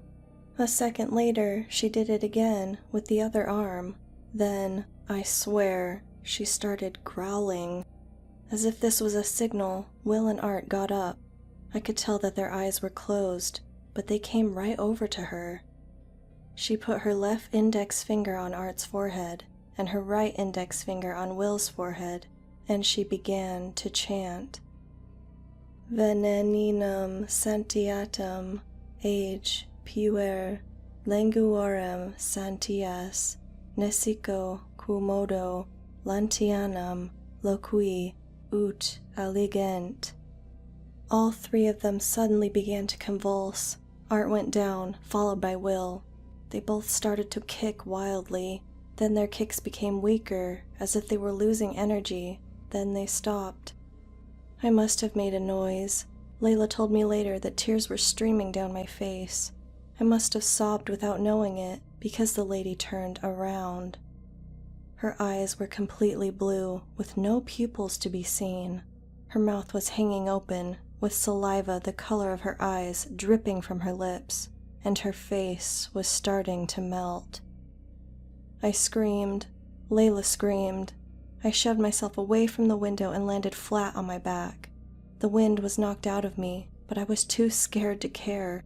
Layla yanked me to my feet, and we just started running. We charged through the skeletons, which I now thoroughly believe were real. As we charged through the gate, I knocked over one of the scarecrows.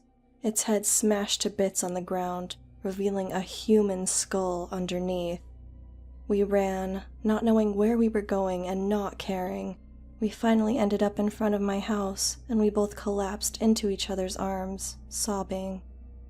I told my mom everything. At first she thought I was making up a story to get out of lying to her, but one look at our faces and she knew we were serious. She called the cops immediately. When they investigated the strange house, they made a shocking discovery. It belonged to a Miss Smith, not her real name, who was a woman in her 20s and fit our descriptions. But she'd been on vacation in Alabama with her mother for the last 2 days. They never found their bodies. Art and Will remain missing to this day. The police don't believe our account of some life-sucking witch.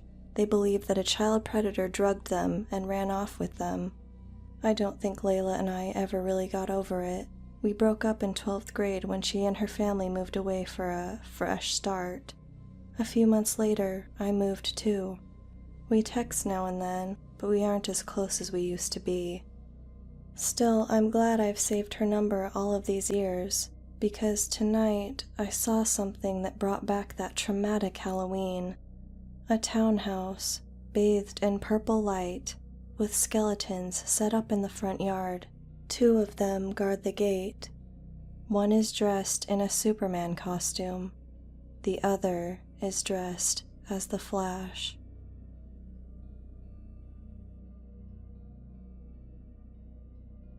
Last month, it was my only child's 5th birthday, and one of the presents I bought for him was a build-your-own teddy bear kit from Target. I got it as the last present and thought that he would have enjoyed the Nerf gun, or the Avenger movies far more, but no. He enjoyed the teddy bear kit more than anything else.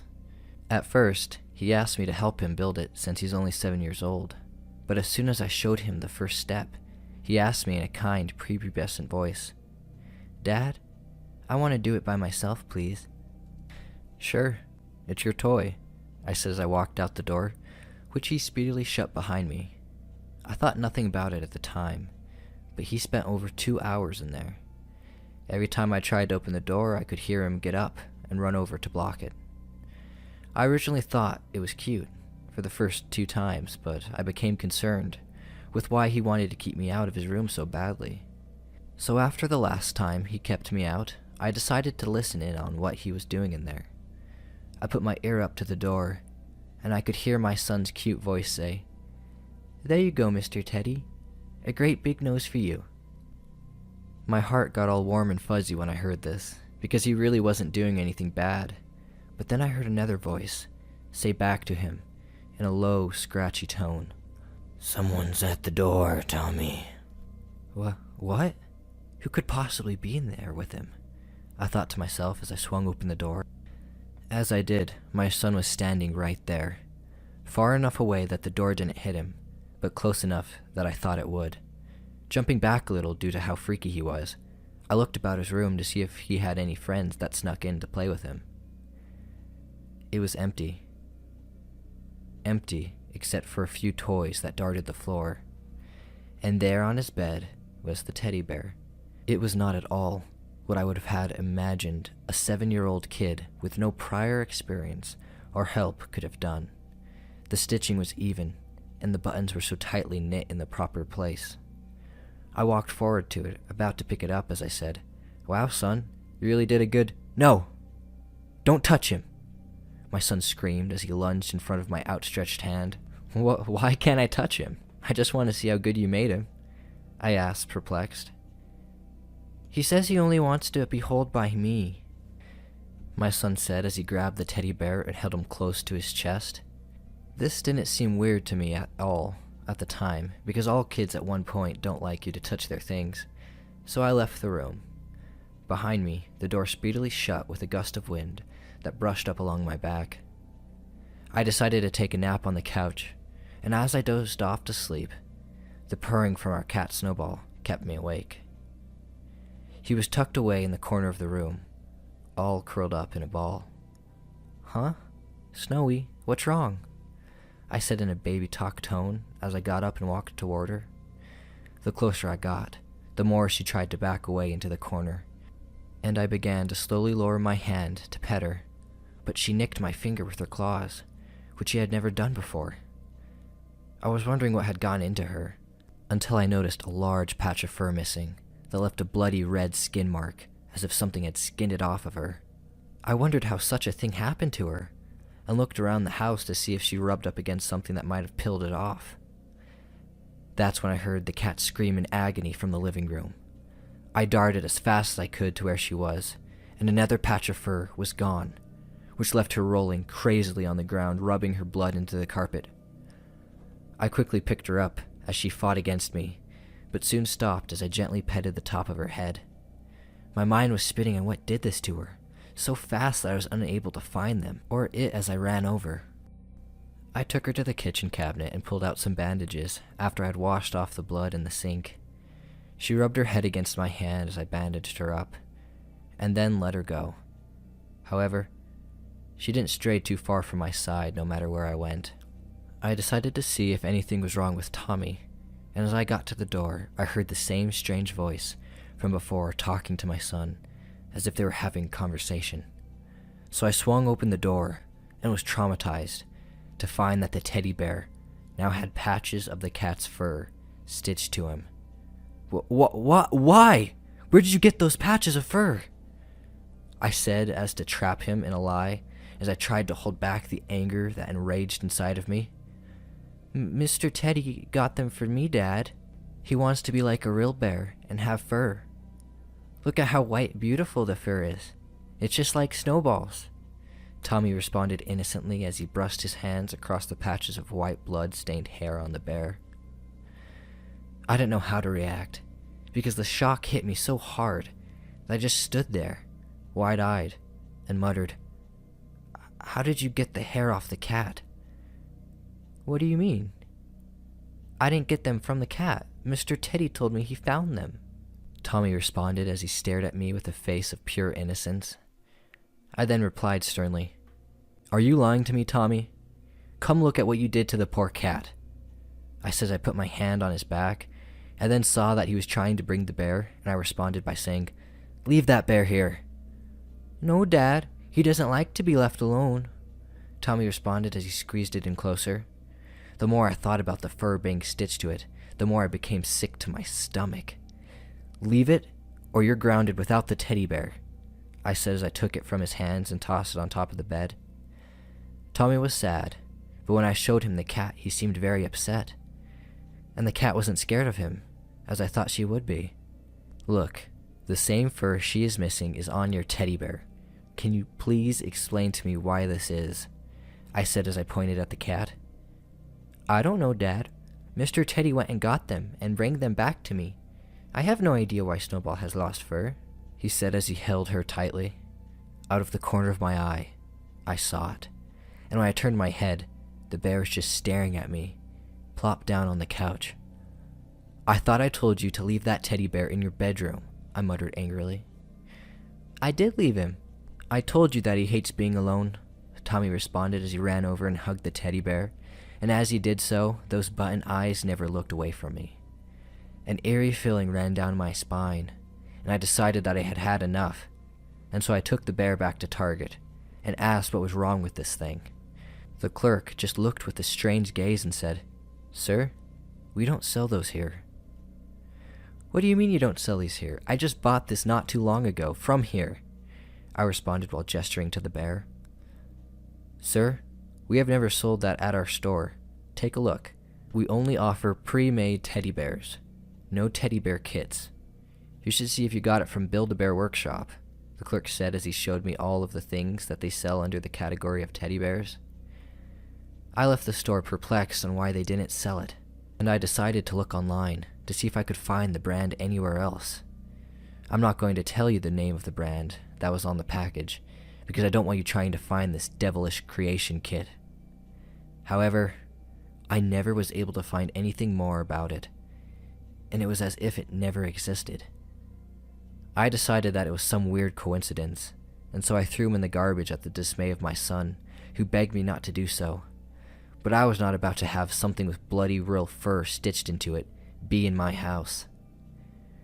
When my wife Lisa got home that night, and we were lying in bed next to each other, I told her about what happened to the cat and everything else that had occurred. She got mad at me for throwing out the bear and said that it was not a teddy bear who did that to the cat. She got out of bed and stormed to Tommy's bedroom. I followed closely behind her, and when she opened the door, she let out a traumatizing scream as we saw the bear that I threw away, tucked under the covers, but his head was propped up on the pillow, staring at us. It had Tommy's eyes and ears stitched to its now sadistic, smiling face. It tore open the stitches from its twisted mouth as it muttered to us in Tommy's voice, "Want to play with me?"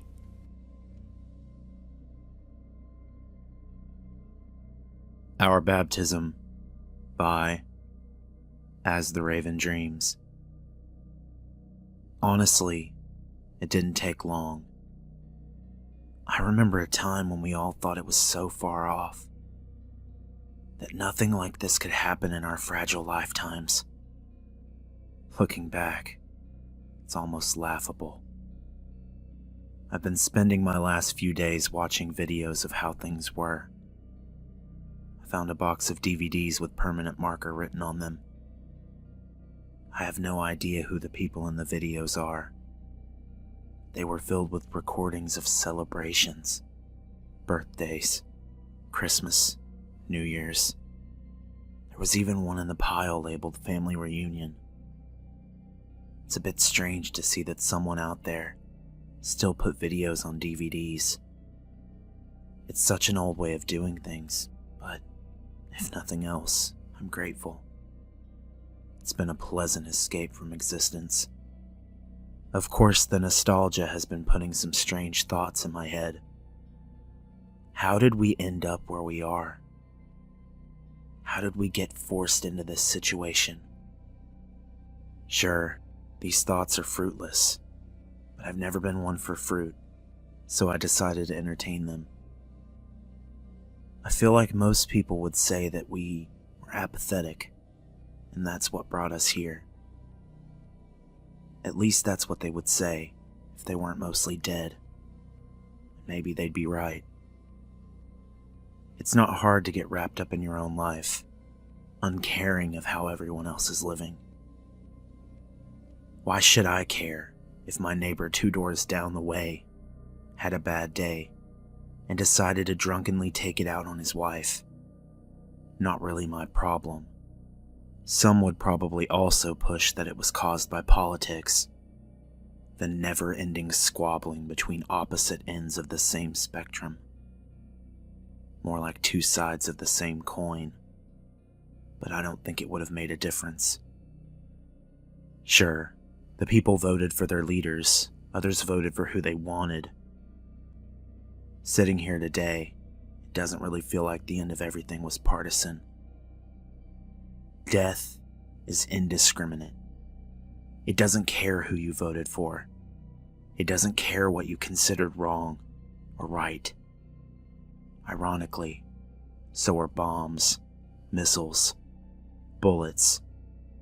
They all just kind of do their own thing. Now, if you were to ask me, I think it was ignorance.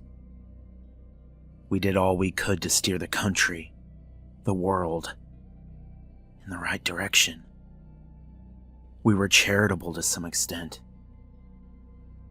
There was even a brief moment when everything was set into motion, where we loved our fellow man. Again, laughable. The sirens wailed, the skies lit up, the cities burned, and we wanted to help each other. By then it was too late. Everything had been set into motion. The steps chosen to start anew were already being followed. And with those 3 simple words, we would all meet our end.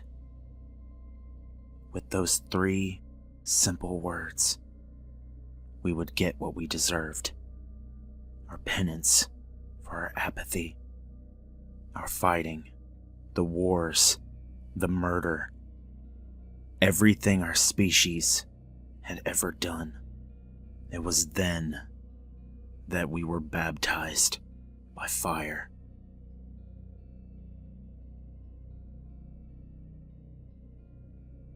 I don't think my dog is real.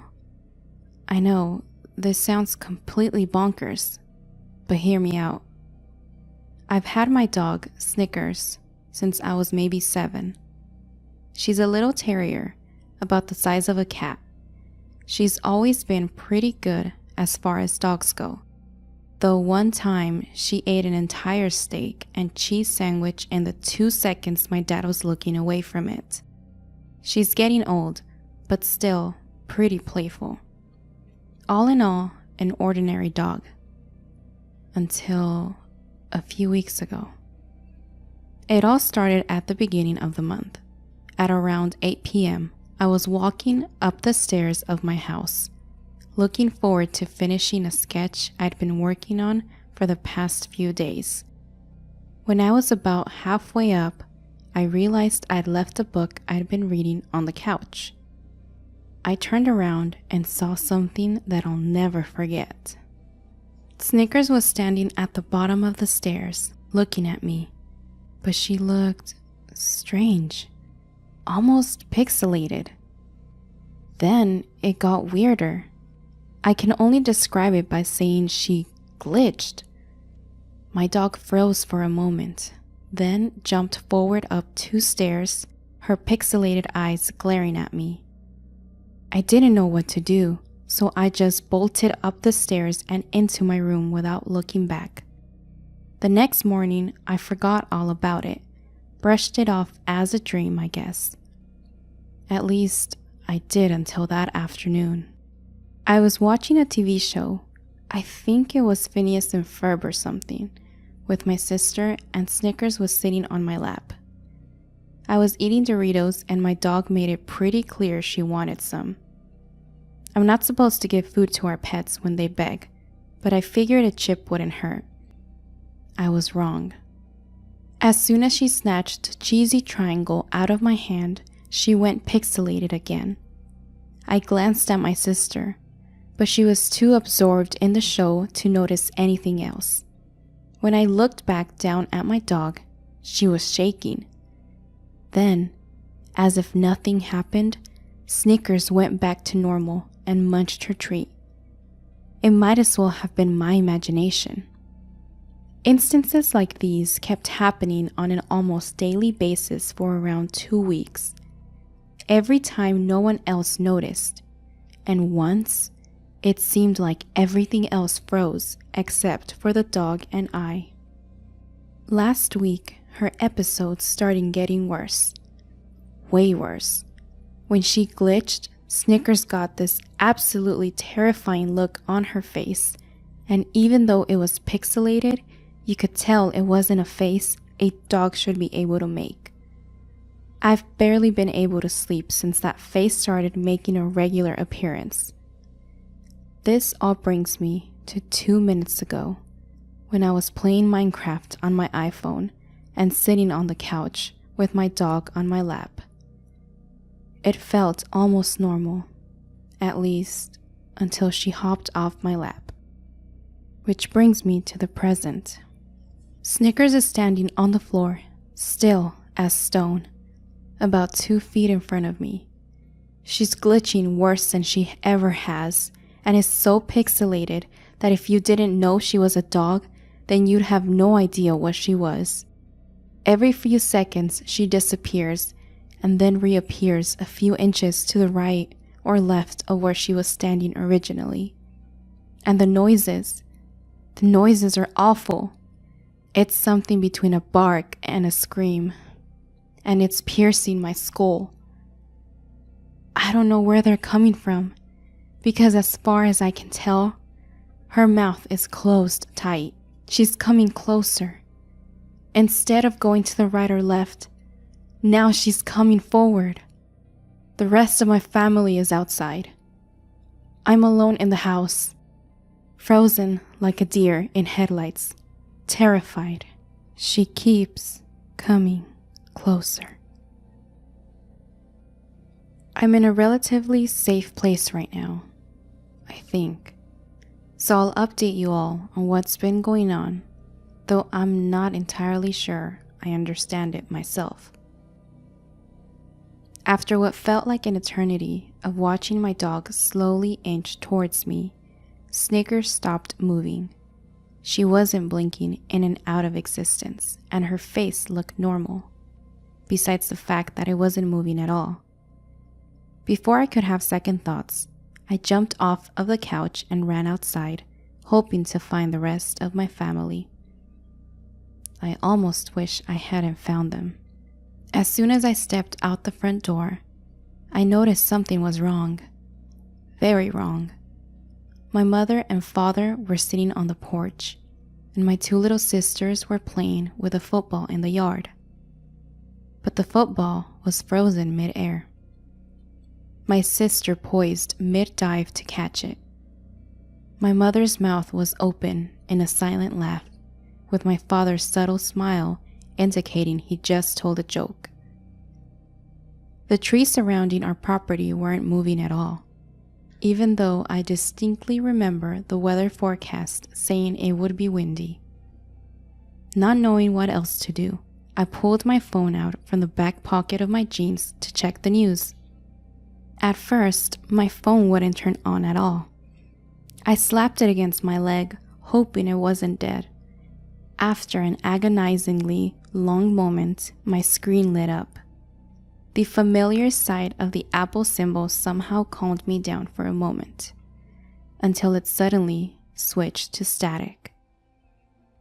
I stared in shock for a second or two, then tapped the screen, not knowing what else to do.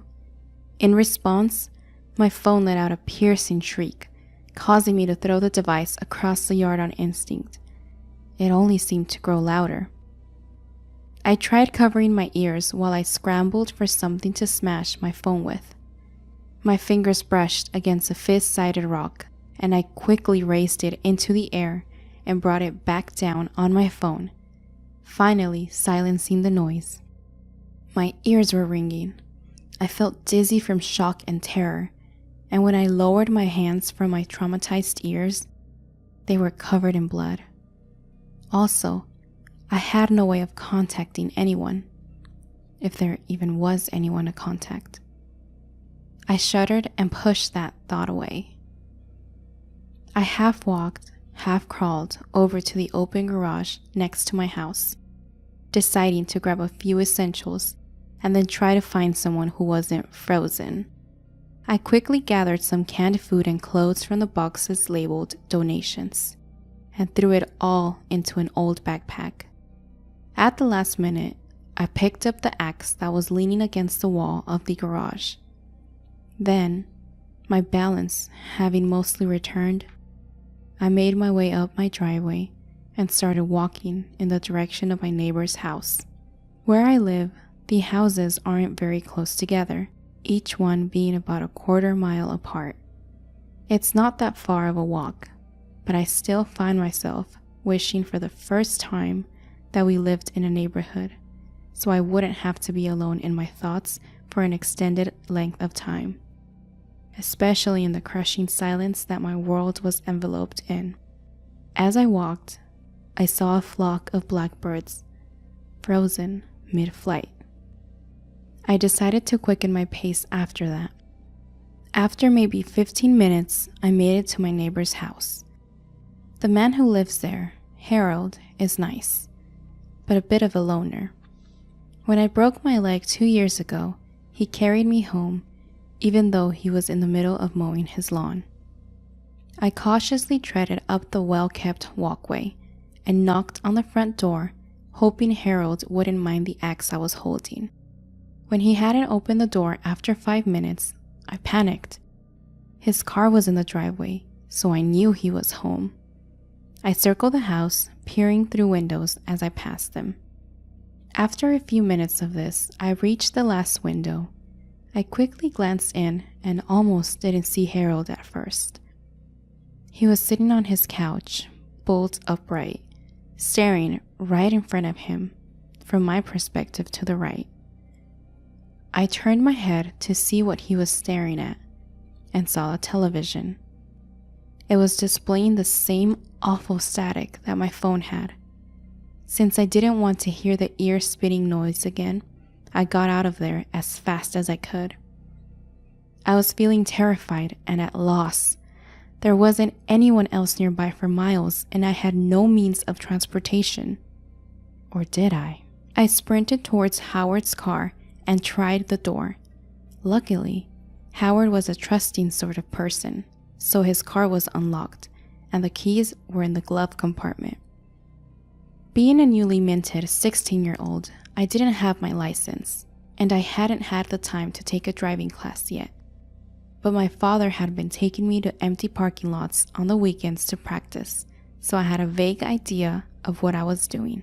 I tossed my axe onto the passenger seat, started the car, and backed it down the driveway, letting out a held-in breath when I was on the road. Thankfully, barely anyone ever drives down my street, and considering the situation, I didn't think I'd be in danger of being pulled over. I slowly drove down the long street, taking care to keep my eyes on the road like my father taught me. After an hour or so of my snail's pace of driving, I reached the end of the road and turned onto a busier street. There were a few cars stopped in the middle of the street, but I avoided them pretty easily.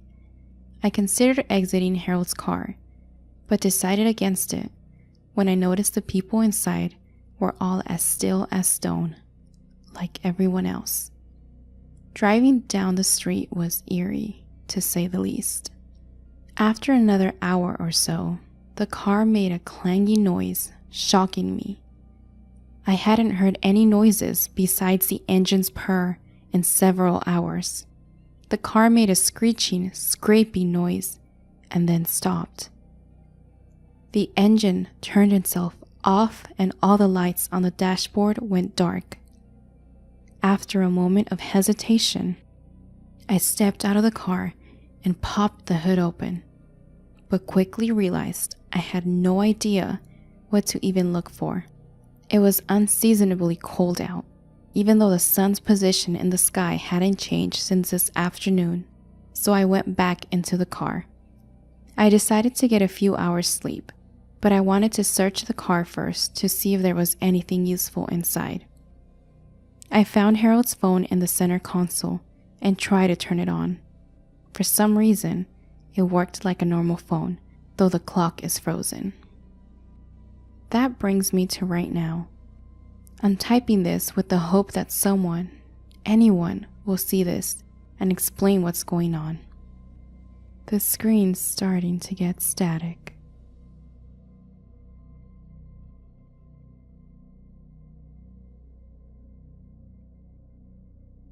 House Sitting, written by Reddit user Certain Shadows. My eyes flew open when a hand clamped over my mouth. "Don't move," the man leaning over me commanded, a knife glimmering in the darkness. A surge of fear jolted through me.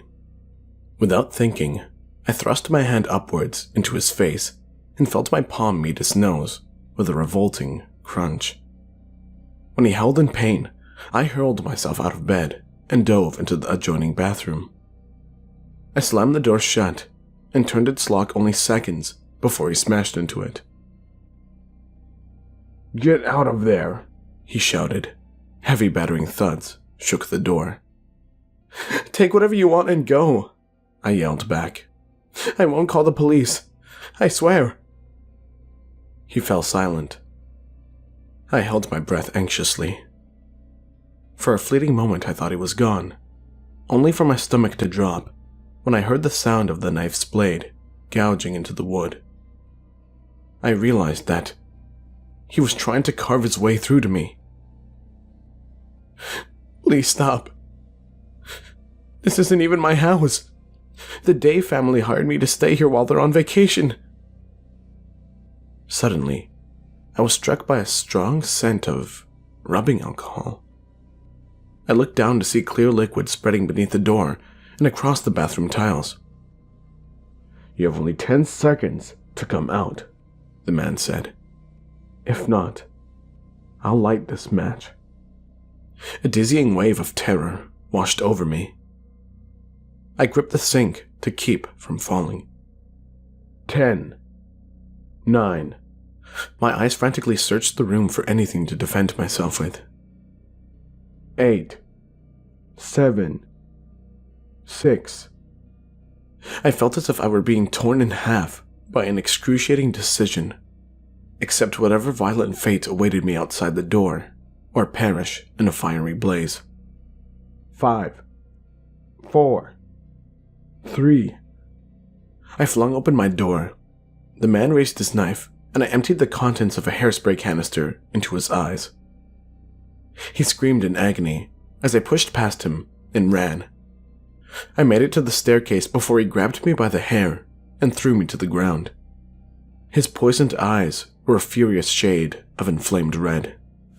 "I'm gonna kill you," the man hissed.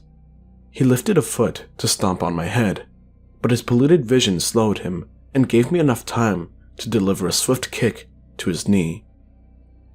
He lost his balance and stumbled backwards. By the time he realized he was falling, it was already too late.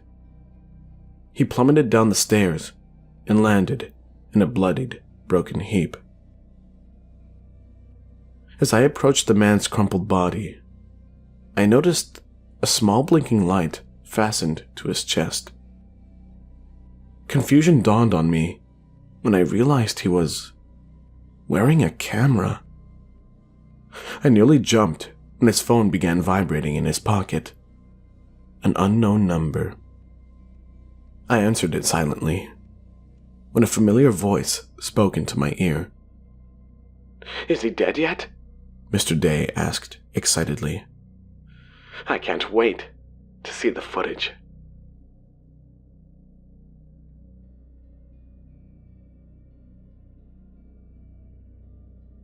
Everybody's heard of Smokey Bear, but probably few remember Charcoal's Cub. In 1990, there was a small forest fire in Waldo County, Maine, burning about 10 acres of wilderness. When the smoke settled, firefighters found the charred remains of a bear cub. For some reason, the city councils of the various towns in the county got together and decided that this gruesome tragedy was a perfect PR opportunity. Or maybe they were less cynical than that and were genuinely concerned about raising wildfire awareness. Whatever their motives for creating Charcoals, the character was a total flop. For several reasons, but mostly because a superior, iconic version already existed with Smokey. I remember attending a Cub Scout meeting at the time where Charcoal's Cub made an appearance. Right after the raffle, this guy crawls up on stage in a really ratty-looking bear costume. I think it might have been an old hand-me-down from UMO, where the mascot is a black bear. For some ill-conceived reason, Charcoals was wearing a fucking diaper. I guess to signify that he was a cub. Charcoal spoke in a muffled voice. Somebody had to tell him to speak up, so he had to shout, but we could still barely hear him. Don't play with fireworks in the woods, kids. You'll burn it all down. Smokey has a shovel. Charcoals, bizarrely, had a garden hoe. Needless to say, we didn't see much of Charcoals, and then we didn't see him at all. Until last week. My wife Shelley was due to give birth in a month, and I wanted one last hurrah before buckling down with an infant to take care of. I set things up with my childhood buddies, Lyndon and Terry. We were scattered across the country now, but decided to get back to our roots for a week-long expedition in the Maine woods. Hiking, canoeing, fishing, camping, and drinking. It started out as such an awesome experience. In fact, we were sitting around the fire, downing beers, when I told my friends about how much I was enjoying myself. "This is great," I said. "It's just so pure, you know? You know what? I'm going to see if Shelley will move back here. It's such a great place to raise a kid, don't you think?" Lyndon popped the cap off of Sam Adams with his lighter. "I don't know, man. I like it in the city. I mean, yeah, this right here is awesome. But I remember getting so bored. When I have a kid, yeah, we'll do this sometimes, but there's so much shit that you could just walk to from my apartment. Museums, parks, good food." "True," I said. "What about you, Terry? You like it out in San Diego?" "Love it," said Terry. He started packing a bowl. "Fuck winter, man. Fuck shoveling snow and all that. And then you step outside and your dick shrivels up into a toothpick?" "True," I said. We passed around the bowl and thought it over in silence, so it was easy to hear the rustling coming from the woods around us. "Did you guys hear that?" asked Lyndon. "Sounds like something big." The rustling got closer. "Probably a deer?" I said. Terry pulled out a cigarette and lit it. Then we heard a voice shouting from the thicket, sounding rough and raspy. What are you dumb motherfuckers doing? We all bolted to attention. "What the fuck?" said Lyndon in a hushed voice. "I thought this was part of the park. We're not doing anything illegal here, are we?" "No," I said. "We're fine." Then I raised my voice. Hello? Who's there?" You dipshits.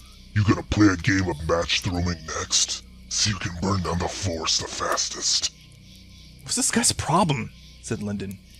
"You think we've got a nutcase here? What if he tries to attack us?" I got the flashlight from my pack and saw Lyndon rummaging through his. He pulled out a big knife we'd bought for the trip. I shone the light in the direction I thought the voice was coming from, and a moment later I saw it emerge from the woods. It took some time for my brain to process what I was seeing. Standing there at the edge of the thicket was an old, ragged black bear. Patches of his fur were missing, like he had hundreds of thousands of ticks living on him all the time, sucking his blood. When I saw the diaper and the hoe that he was holding, it finally clicked. Tara started laughing. "Holy shit, it's Charcoal's cub, all grown up. Oh man, that's a good one, dude." Charcoals took a step forward.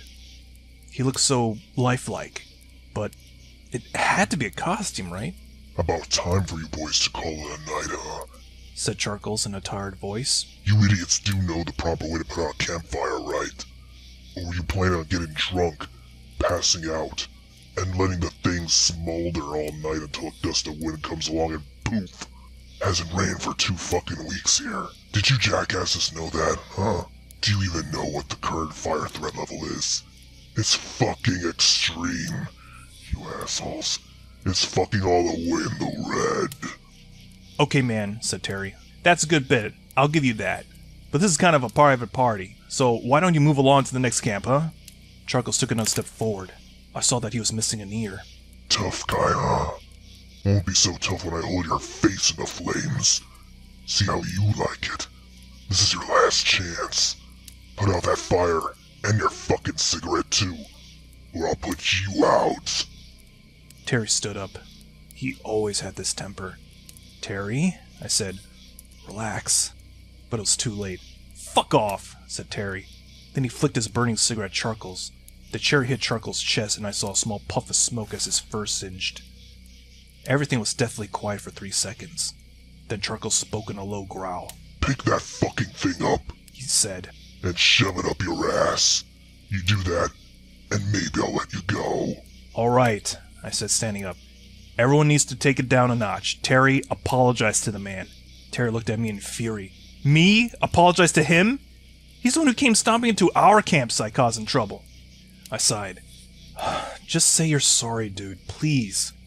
Terry turned to Charcoals. I'm sorry, he said. Sorry you're a pathetic fucking loser with nothing better to do than stomp around the woods ruining everybody's fun. Charcoals took yet another step forward. Last chance, bucko. I want to see the glowing end of that cigarette disappear into your asshole. Jesus, said Terry. Get the fuck out of here, I'll stomp your ass. This is your last chance. Charcoals moved with a quickness that I was not expecting. He leaped forward and then had Terry by the throat, lifting him in the air. Terry was kicking his legs in the air, gasping for breath. Whoa, put him down! Lyndon shouted. Charcoals didn't put Terry down. He carried him over to the fire and shoved his face into it. The night was filled with screams, and the sickening smell of Terry's face roasting, and the hair on Charcoals' paw singeing as he held them both to the fire. Please! I screamed helplessly. I watched as Lyndon jumped on Charcoals' back and began stabbing him again and again with the knife.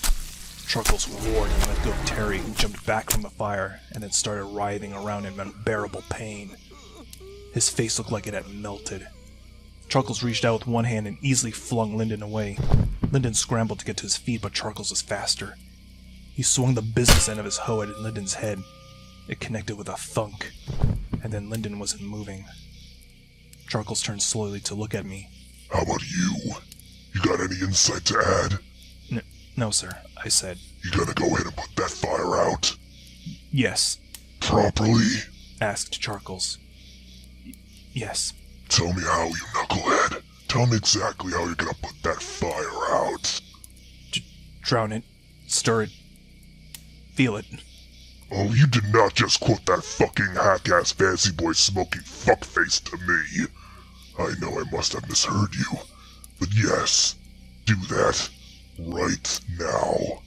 And if I see one wisp of smoke rising up here, I will come back and end you. Are we clear on that? Crystal clear? Yes, I said. Good. You assholes got off easy, you know. I just want you to know that. I'm getting soft in my old age, I guess. I looked at Lyndon's unconscious and bloody body and Terry's disfigured face. He was also not moving now, having passed out from the pain. I started putting out the fire as Charcoals lumbered back into the forest.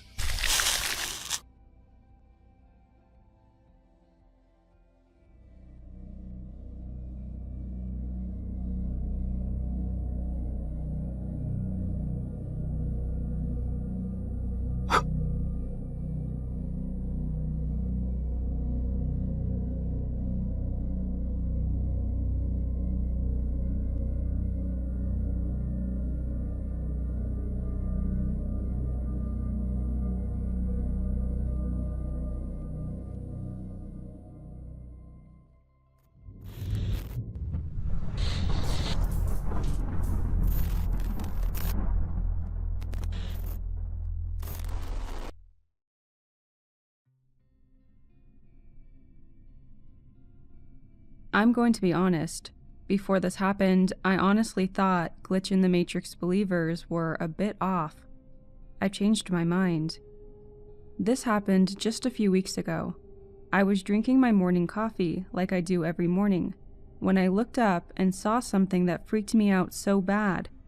I told my husband and kids, and I've seen UFOs and ghosts.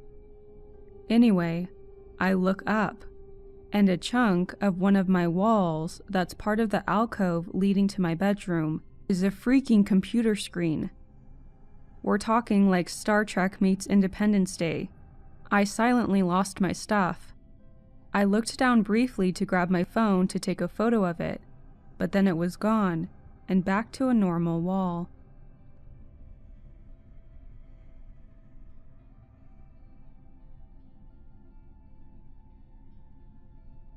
I was singing in the shower the other day, and I stopped for a split moment to bend down to get some shampoo.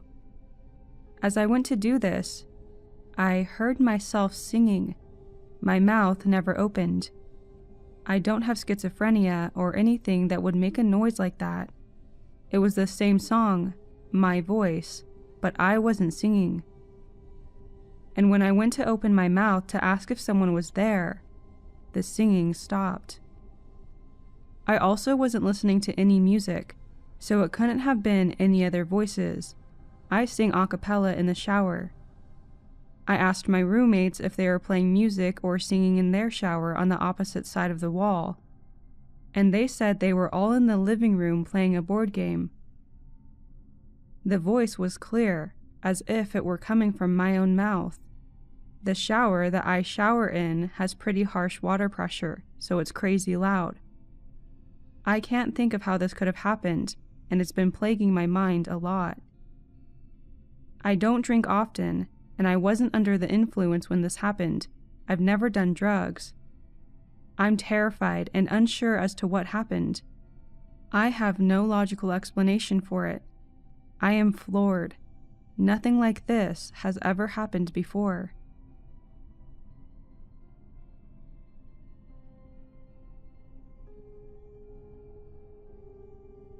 This was around 2 years ago. I still remember it so clearly. It was around 2 a.m. and I was coming inside from having a cigarette. As I was coming inside, I saw my sister walk into the kitchen. It wasn't uncommon for her to be awake late, as we both have trouble sleeping sometimes. I see her walk around the corner into the kitchen. I quietly called out for her, but she kept walking and didn't acknowledge me. I assumed she just didn't hear me. So I followed her to see what she was up to, and I saw her walk into the pantry, around another corner. As I stepped inside, I had the most disgusting sensation go through my body, realizing she wasn't there. Nowhere to be found, even though I know exactly what I saw, or so I thought. I quickly walked to her room to see if, well, maybe I was crazy. I opened her door, and to my absolute surprise, she was sound asleep, snoring. There's just no way that she could have got past me into her room without me seeing it. It just couldn't have happened.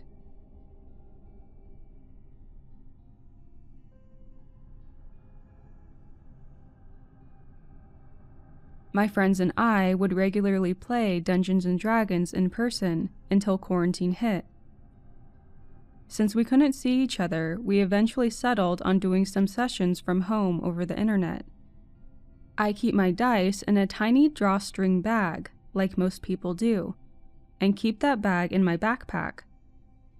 One time, as I was preparing for an online session, I poured my dice out of the tiny drawstring bag onto my bed. I counted 6 dice instead of the 7 that there should have been. My first thought was one was still in the drawstring bag, so I grabbed the bag and completely compressed it with my palm. The entire thing was clenched in my fist, and I didn't feel any dice in there. I subsequently looked on and under my bed, in my backpack, and any other place I could think of. It was frustrating, as I thought I lost the dice out of my set, until I grabbed the drawstring bag again, and it was just in there. The last dice was just in the bag I already fully checked. I cannot stress enough that I compressed and flattened the entire drawstring bag in my hand and didn't feel anything.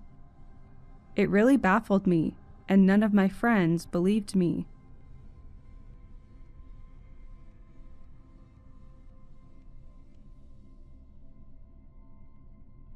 This just happened this morning. I was getting ready for work and my wife was waking up with the baby.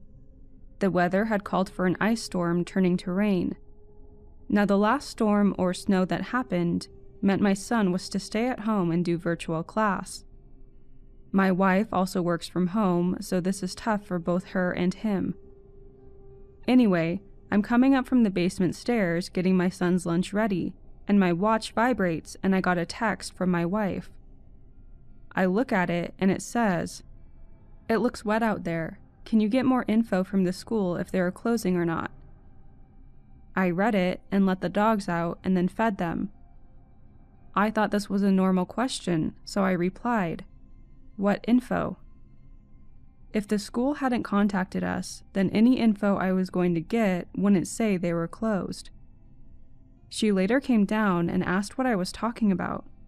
I told her I was replying to her text, and she had no clue. I searched all my texts and looked up the wording that she had used, but nothing. Nothing. She's laughing, but damn. I even replied to her question with no evidence of her text. Not on my watch, not on my phone, not in her mind. Weird. Something is glitchy here.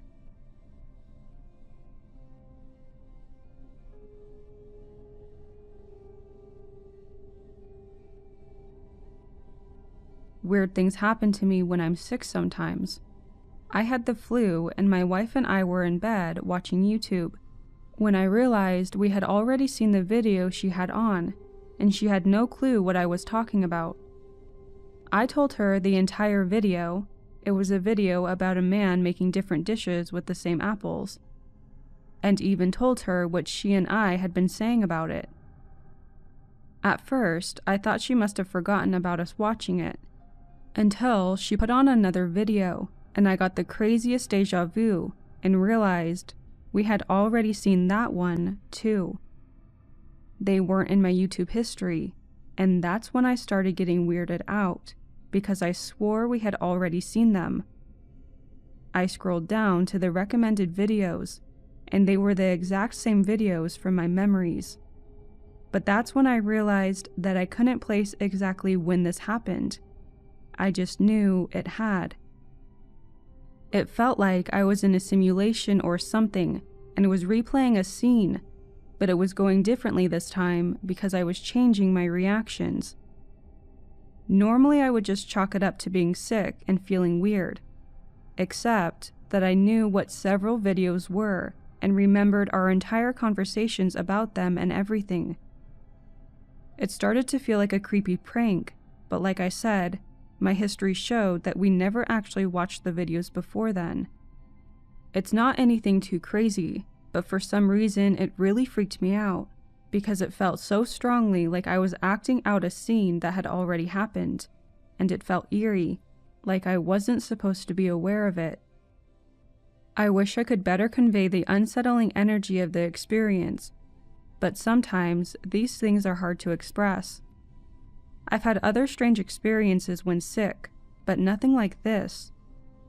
I knew what they were going to say on all of the videos before it even happened. And this sounds insane, but it felt like I was hearing the future or something. I'm not schizophrenic or anything like that, and don't experience things like this often at all. I just don't have an explanation for what happened. It made me a lot more suspicious of the probability of the simulation theory, though.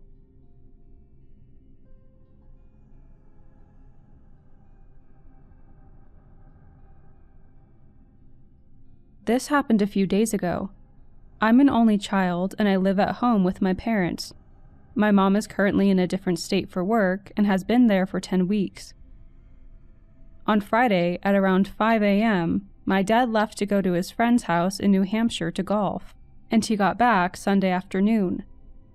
My dad and I share chores around the house while my mom is gone, and I'm extremely weird with touching wet food or just old food in general. So my dad always rinses the dishes and then runs the dishwasher, and all I have to do is put them away. Our dishwasher automatically opens when it's finished cleaning, and that's how I know when they're ready to be put away. He left for New Hampshire Friday morning before I woke up. I was upstairs doing homework and watching Netflix basically all morning until I went down to eat lunch before work. I made myself one of those microwave mac and cheese cup things, and went into the silverware drawer to get a fork, and noticed there was barely any in there. We have big forks and little forks, and I prefer the big ones, but there was only little ones in there. I looked in the dishwasher, which was closed, meaning it was empty. But I checked just in case it was closed by accident. There was nothing in there. I remember being super confused, because the sink was empty and so was the dishwasher, so I had no clue where all of the dishes and silverware were. I decided to just ask my dad later when he called in to check on me, as he always does when he's away, and just grabbed one of the forks from the drawer and ate my mac and cheese. After I got home from work, I made myself some pasta for dinner. Don't flame me for only eating pasta all day. I'm lazy, okay? When I finished, I walked over to the drawer and I got annoyed when I remembered there were only little forks in there. I turned around to grab my phone to call my dad and ask him where everything was, since he hadn't called yet. And when I did, the dishwasher caught my eye. It was open. I looked inside, and it was full of clean dishes. There were all of my big forks, all of the dishes I had used recently, everything. I was terrified. I don't know why it scared me so bad, but it did. I grabbed my pasta, my phone, and a fork as fast as I could out of the dishwasher and bolted up the stairs to my room. I immediately called my dad and told him what happened, and asked him when he did the dishes last. He said he did them the morning before he left for New Hampshire. I asked if he had come home at all. He said no. I am literally 100% positive that the dishwasher was empty when I made the mac and cheese earlier that day. I wasn't half asleep. I wasn't under the influence. I wasn't imagining it. Nothing. As I said before, I am an only child. My mom is on the other side of the country, and my dad was 3 hours away by the time I even woke up that day. No one has keys to my house but us. Then I was trying to think of everything I could to explain it. I was wondering if someone broke in. I was like, did someone break in, do my dishes, take nothing, then leave? Do I have a second dishwasher I never noticed till now and I got them mixed up? Did I fall asleep and sleepwalk and do my dishes? The part that scares me the most is the fact that the dishes weren't in the sink either the first time. They were just nowhere. Where were they? I know this is a super long and detailed story about some forks, but I'm still terrified. I don't know what to think about this.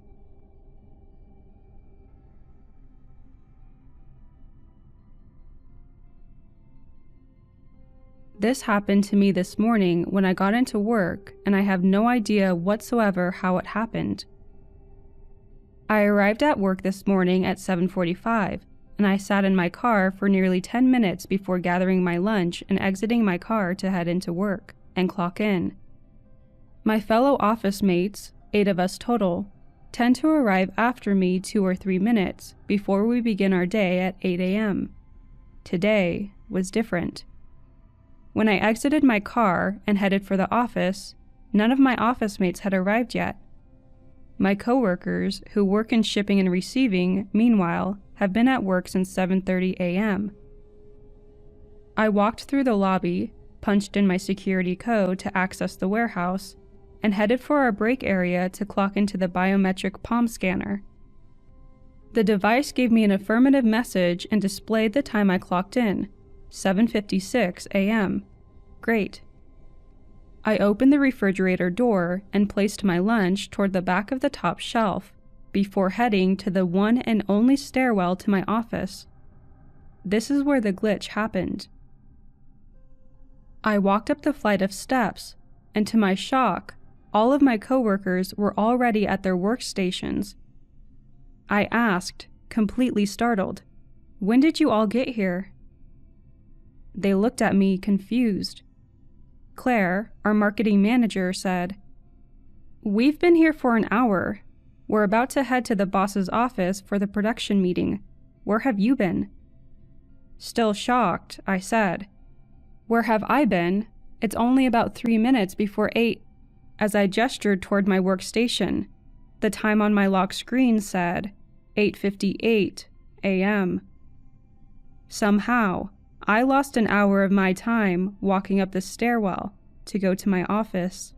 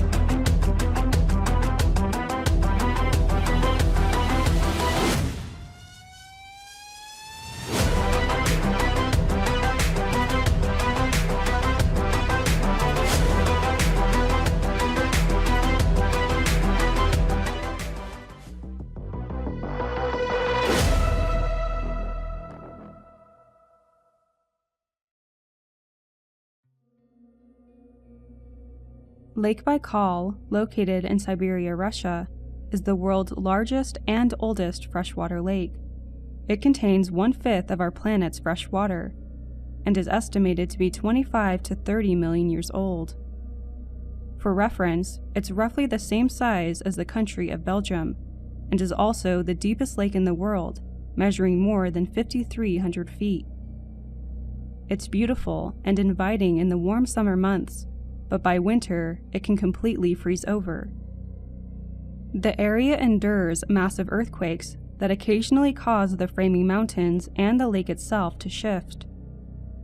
Lake Baikal is home to around 1,500 species, of which 80% are estimated to be endemic, meaning you won't find them anywhere else on Earth. However, strange phenomena surrounding the body of water lead some to think there may be more unknown inhabitants. Several eyewitness reports throughout the years explain seeing saucer-shaped aircrafts hovering near Lake Baikal. Flying bright orbs have also been seen near the water on various occasions.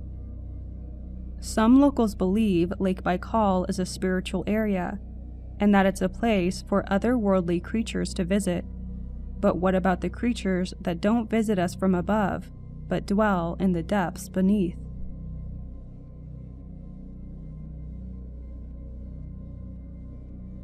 Lake Baikal is well known as a training ground for the Soviet military. In 1982, a group of divers called frogmen were routinely training in the water when suddenly several humanoid figures approached them. These creatures had no scuba equipment, such as air tanks or respirators, which was odd considering they were over 150 feet deep and the water was extremely cold. Instead, they each wore a metallic skin-tight suit and a sphere helmet device concealing their head. The group claims that each being was approximately 10 feet tall. After a few moments of interaction, the creatures swam away. After the encounter, the commander soon ordered his divers to go after the humanoids in order to catch one. 7 frogmen quickly returned to the water and made their descent, this time armed with a large net. Remarkably, they were able to find these creatures again. But as they went in to capture one, an unknown force ejected each diver out of the water with immense speed.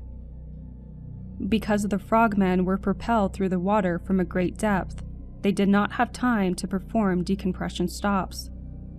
This led to 4 of them getting the bends, and subsequently 3 passing away due to a lack of decompression chambers readily available. The others affected received life-altering disabilities.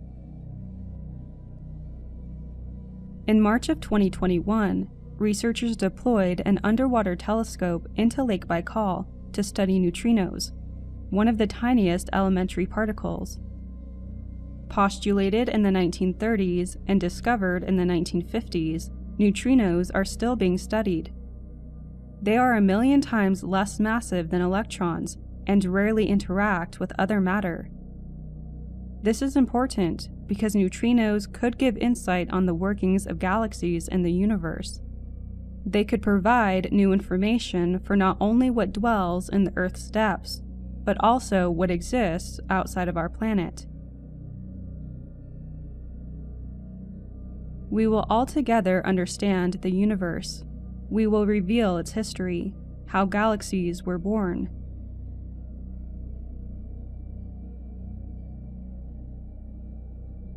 What is happening at Lake Baikal, and why are there so many paranormal encounters?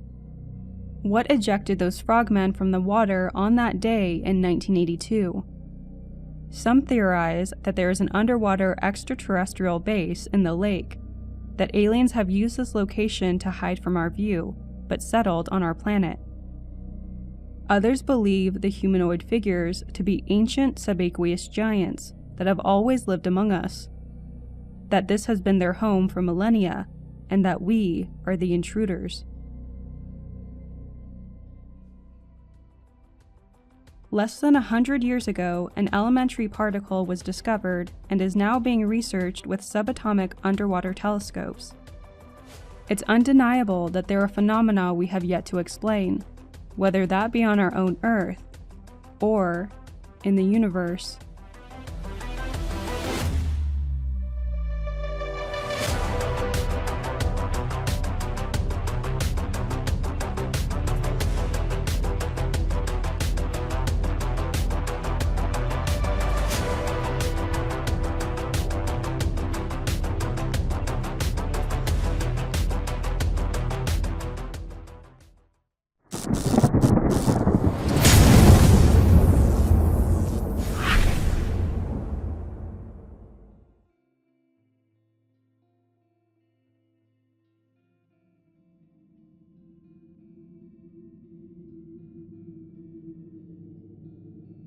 Me and my mother used to live in this fairly big apartment. I was 12 years old at the time. From the day we moved in, I noticed something was off about the house.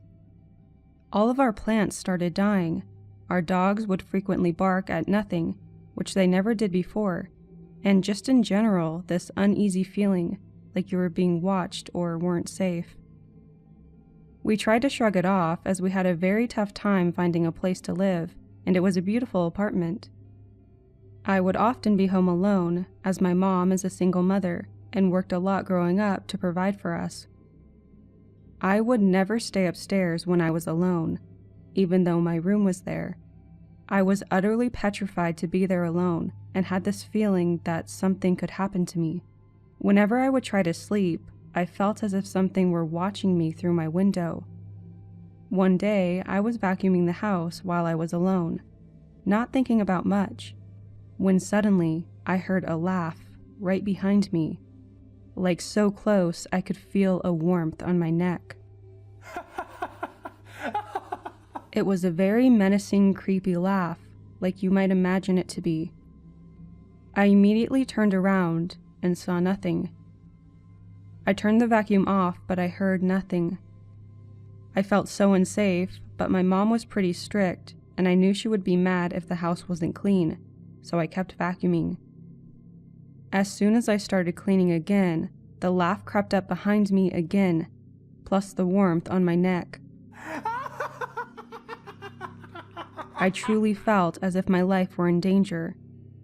I turned the vacuum off and I turned around, to yet again find nothing behind me. My stomach turned. I started crying and ran to the kitchen to get a knife to defend myself. I ended up staying crouched behind the counters, crying until my mom got home. I don't know how long that was, but it felt like forever. We ended up moving shortly after because of several issues we were having. We were never happy in that apartment. It was just an awful energy. One of my mom's close friends is a psychic, and I've known her since I was very little. We hadn't told her anything that we felt in that place. On the day that we were moving, she came to help us clean up the place. The first thing she said when she walked into the apartment was, "A man died in here. He hung himself upstairs."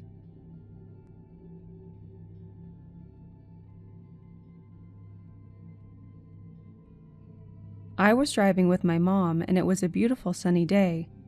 Not one drop of rain, not one gust of wind. Simply perfect. While driving, we went under a bridge that we drive through every day in order to get home. Once we were under the bridge, it started snowing heavily, like really heavily. There were huge chunks of snowflakes flying at us. That wouldn't be weird in itself, as we live in a place that can snow quite heavily.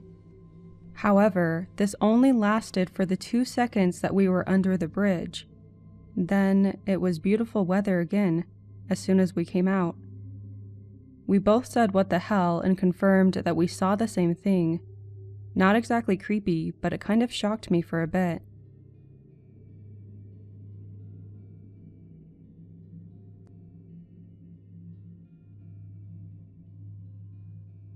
When I was around 13 or 14 years old, I had a dream that me and my mom were in Holland in a hotel to see my stepdad's daughter. When they were checking into the hotel, I saw my mom, but in the dream, I couldn't see my stepdad John. From the back, it looked like him, but when he turned around, it was someone else, and that's when I woke up. A couple of weeks later, my mom and stepdad John went to Holland to see his 2 daughters, so we checked into the hotel. Bear in mind, I told no one about the dream, because I didn't want people to think I was crazy. We were checking into the hotel, and where I was standing, I saw everyone, and everyone was the same from my dream. I thought I saw John, my stepdad, but it wasn't him, and when the guy turned around, it was the same man from my dream. I got the biggest chills up and down my body. It has to be the weirdest and most surreal feeling of my life. And that's how my dream turned into reality.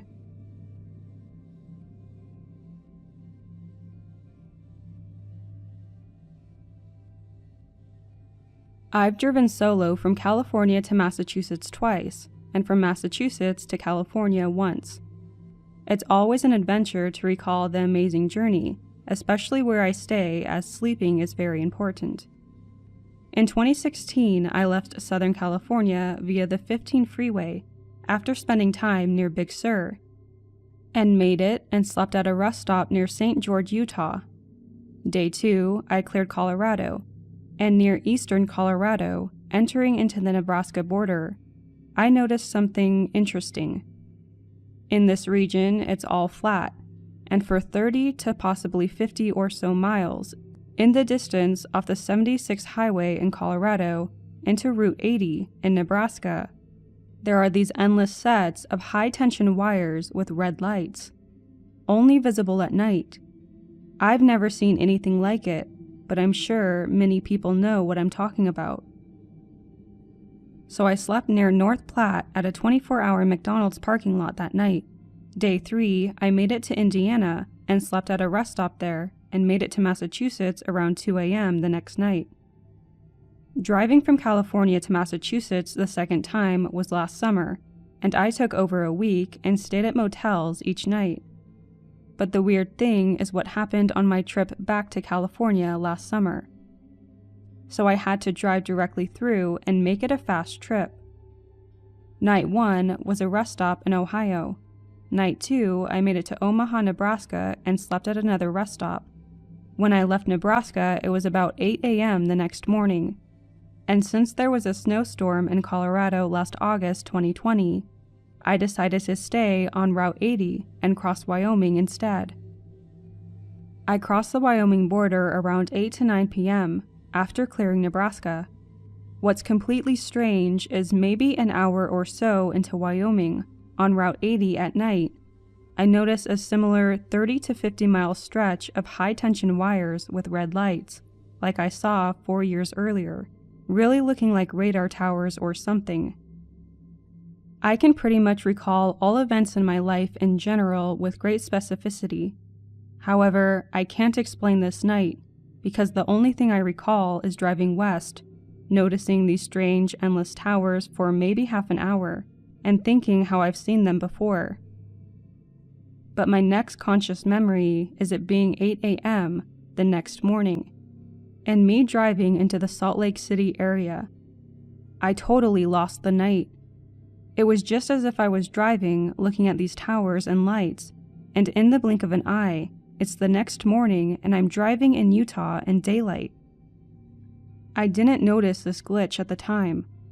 I didn't sleep at all in Wyoming or Utah, as I would recall the exact lot and surroundings of my sleeping area. A time glitch of some kind is the only thing I can think of, and maybe these weird towers have something to do with it. I have no memory of stopping to sleep whatsoever in Wyoming or near Utah. The time from about 10 or 11 p.m. to 8 a.m. the next morning is completely void in my mind. It's like I just jumped time or something. The next time I slept was when I crossed into Southern California at a rest stop off the 15. At this time, as I entered into California, I didn't realize the time glitch occurred. It wasn't until about 2 days after I arrived back in the Los Angeles area, after I rested and recollected my trip, that I realized about night 3 and the missing time. The other weird thing is I rarely pulled all-nighters anymore, so even if I did on night 3, I would clearly know that, and known at the time, especially driving across the country. Like, whoa, I've been up for 24 hours and haven't slept, which I definitely did not do. Plus, I would not even make this trip without sleeping, nor would I want to. It's just a super strange time loss, and I'm wondering if the weird towers and lights off the interstates have something to do with it.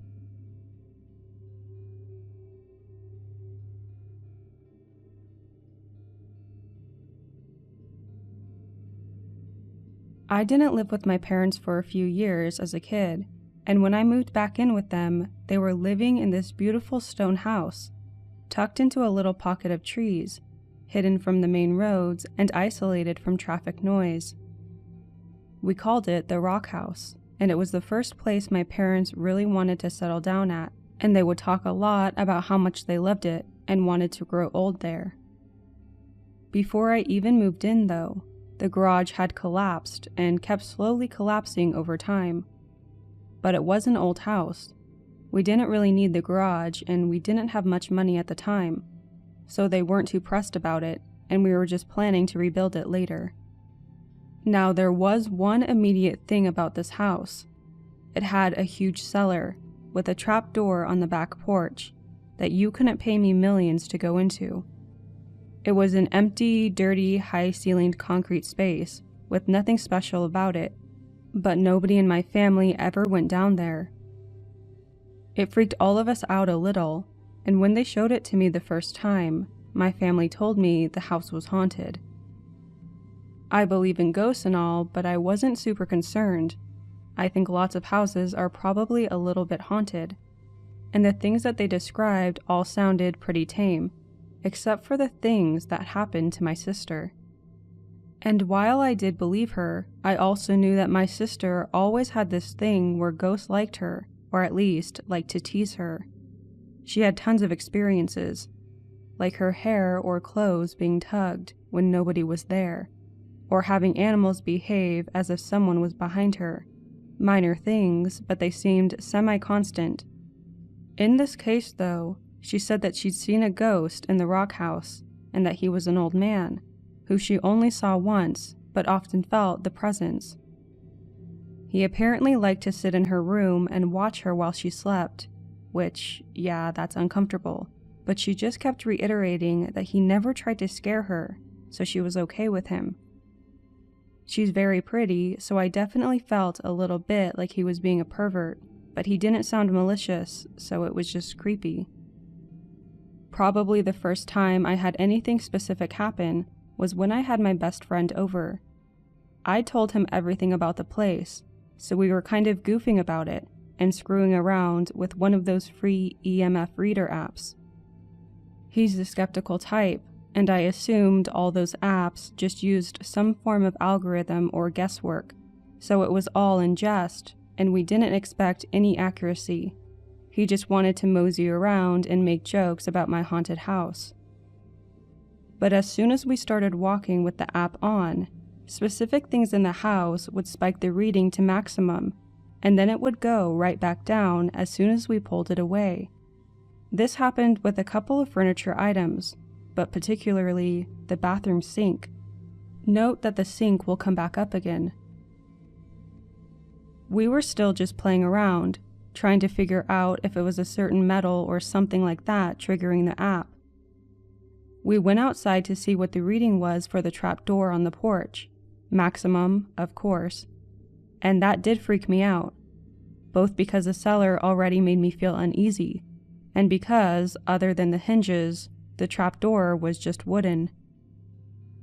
My friend was having a blast, though, and after confirming that the area directly above the trap door reliably made it spike, he wanted to go put the phone by my sister. She was a little irritated but put up with it, and while she herself didn't get any spike, if we moved the phone a foot or so away from her, we got something. So we held it still, and for the first time, instead of suddenly spiking, the dial started going up and down slowly. My sister was unfazed because she'd been dealing with stuff like this all her life. But she told us to quit after a second because the feeling she had, like someone was pacing around her chair in tight circles, was getting uncomfortable. I'll repeat that using the app had been a joke, but my friend also admitted that the places it registered were really specific and weird. I'm not exactly afraid of ghosts, but I don't want to bother them, and I don't want them to bother me. I was afraid I had been too flippant on the subject, and felt I had been rather pointedly told this. There were also weird incidents with my family member who stayed with us, claiming that she saw other members of the house doing really disturbing things they shouldn't do. For example, saying that she saw my younger brother standing on the couch, looking into her curtained-off room while she got dressed, that she shouted, saw him jump down and heard the thump when he hit the floor, but he wasn't there anymore when she opened up the curtain. She really thought that he had done this, even though he was only 12, and was also vocally interested in boys. Even worse, she'd once said that she'd seen my dad going into my sister's room late one night, so she got suspicious and watched the door for a long time, but never saw him come out. It was lucky that the timing was the way it was, because that night my mom and dad actually stayed up all night talking, and my mom knew for certain that he had only gotten up once to use the bathroom and then came right back. Both times, when pressed, she said it was technically too dark to be totally sure who she saw, but she said it had to be my brother looking over the curtain, because I was too tall to stand on the back of the couch like that without stooping. And it had to be my dad she saw in the hallway, because nobody else in the house is as big as he is. She wasn't a great person and ended up being kicked out, so we all assumed that she was lying. As it turned out, she was about many things, but looking back on it, she might have been genuinely mistaken. They were definitely weird and risky lies to tell, considering she was trying to stay on her mom's good side, and my little brother is absolutely my mom's baby. She could never believe he did that, especially after he told her earnestly he didn't have any clue what she was talking about. And that's not even to mention definitively that my dad hadn't done anything weird that night. Just feels like if someone was going to lie, they'd at least try to do it well, so I'm not sure. Things just went on until one day my sister and I were at home and our cousin was over as well. My parents were out smoking on the porch and I was on the phone with another friend, just talking about something while I paced around the kitchen and the girls were hanging out in the kitchen. I wander weird places sometimes, so I don't know why, but I ambled down the hallway and pushed open the bathroom door and took a step into the room. Before I could turn back around, as there was no reason for me to be in there, I heard the loudest crashing pop sound ring through the bathroom. At first, I thought I had just slammed the door against the wall really hard. I'm autistic, and sudden noises always kind of put me on my ass, so I stood there surprised, and it took me a second to process that the sound was way too loud to be from me, and that I had seen a motion to my left, away from the door. I eventually looked around me, and then just hightailed it straight out of the bathroom. My cousin and sister ran into me on my way out, worried that I'd hurt myself somehow, and I just kind of gestured back at the bathroom and the sink, and they freaked out. The sink we had was one of those cheapish white ones with the tall pillar base, and the basin hooked onto the wall above it. It's hard to describe, but the basin was pulled out of the wall and on the floor, and the base part was in shards under it, like something really heavy had been dropped into the sink right as I stepped inside, and the basin just crushed all the way through the pillar. The pipes weren't damaged, but the whole pillar was in pieces. And the holes that had been holding the basin were fully stripped out of the wall. Of course, they were both like, "What did you do?" And I swore and had my friend confirm I'd been on video chat, and he'd seen me step through the door, heard the crash, then saw the pause and me gunning it. Nothing else. No chance for me to have interacted with anything that could have caused that. And the sink basin shouldn't have been heavy enough to break the pillar like that, no matter what I could have done to it, short of sitting in it. So we were all just standing there freaking out when my parents came in, having heard the noise even from outside. At that point, I was both scared as hell from what happened and afraid that my parents would somehow think I'd done it. The thing that really got me, though, was that we explained what happened and my mom was just confused. But my dad just kind of sighed and went, "Yep, it's okay. I know it wasn't you." And we had to get the sink fixed, and that was the end of it. He reacted as if someone had told him before he got there. Nobody really wanted to talk about it afterwards, I think because it was the first time we felt like something was actually trying to scare us. I have no idea why that happened, but nothing like it ever happened again, and I very strongly hope it stays that way. But really, unfortunately, the garage was a warning sign, and the house kept collapsing. This was unrelated to the sink, by the way. There's no way structural degradation could have caused that. We had professionals come look at the place, and they confirmed that the foundation wasn't solid, and that we had to move out, because there wasn't any way to fix it, and staying there was dangerous. Apparently, eventually the walls would give out, the ceilings would fall in and break through the floor, and all the debris would fall into the cellar. I haven't seen it in 4 years now, but when I visit my hometown, I'm absolutely making my boyfriend visit the place with me, if only to see what state of disrepair it's in. It still makes me kind of sad, because we really did love that house.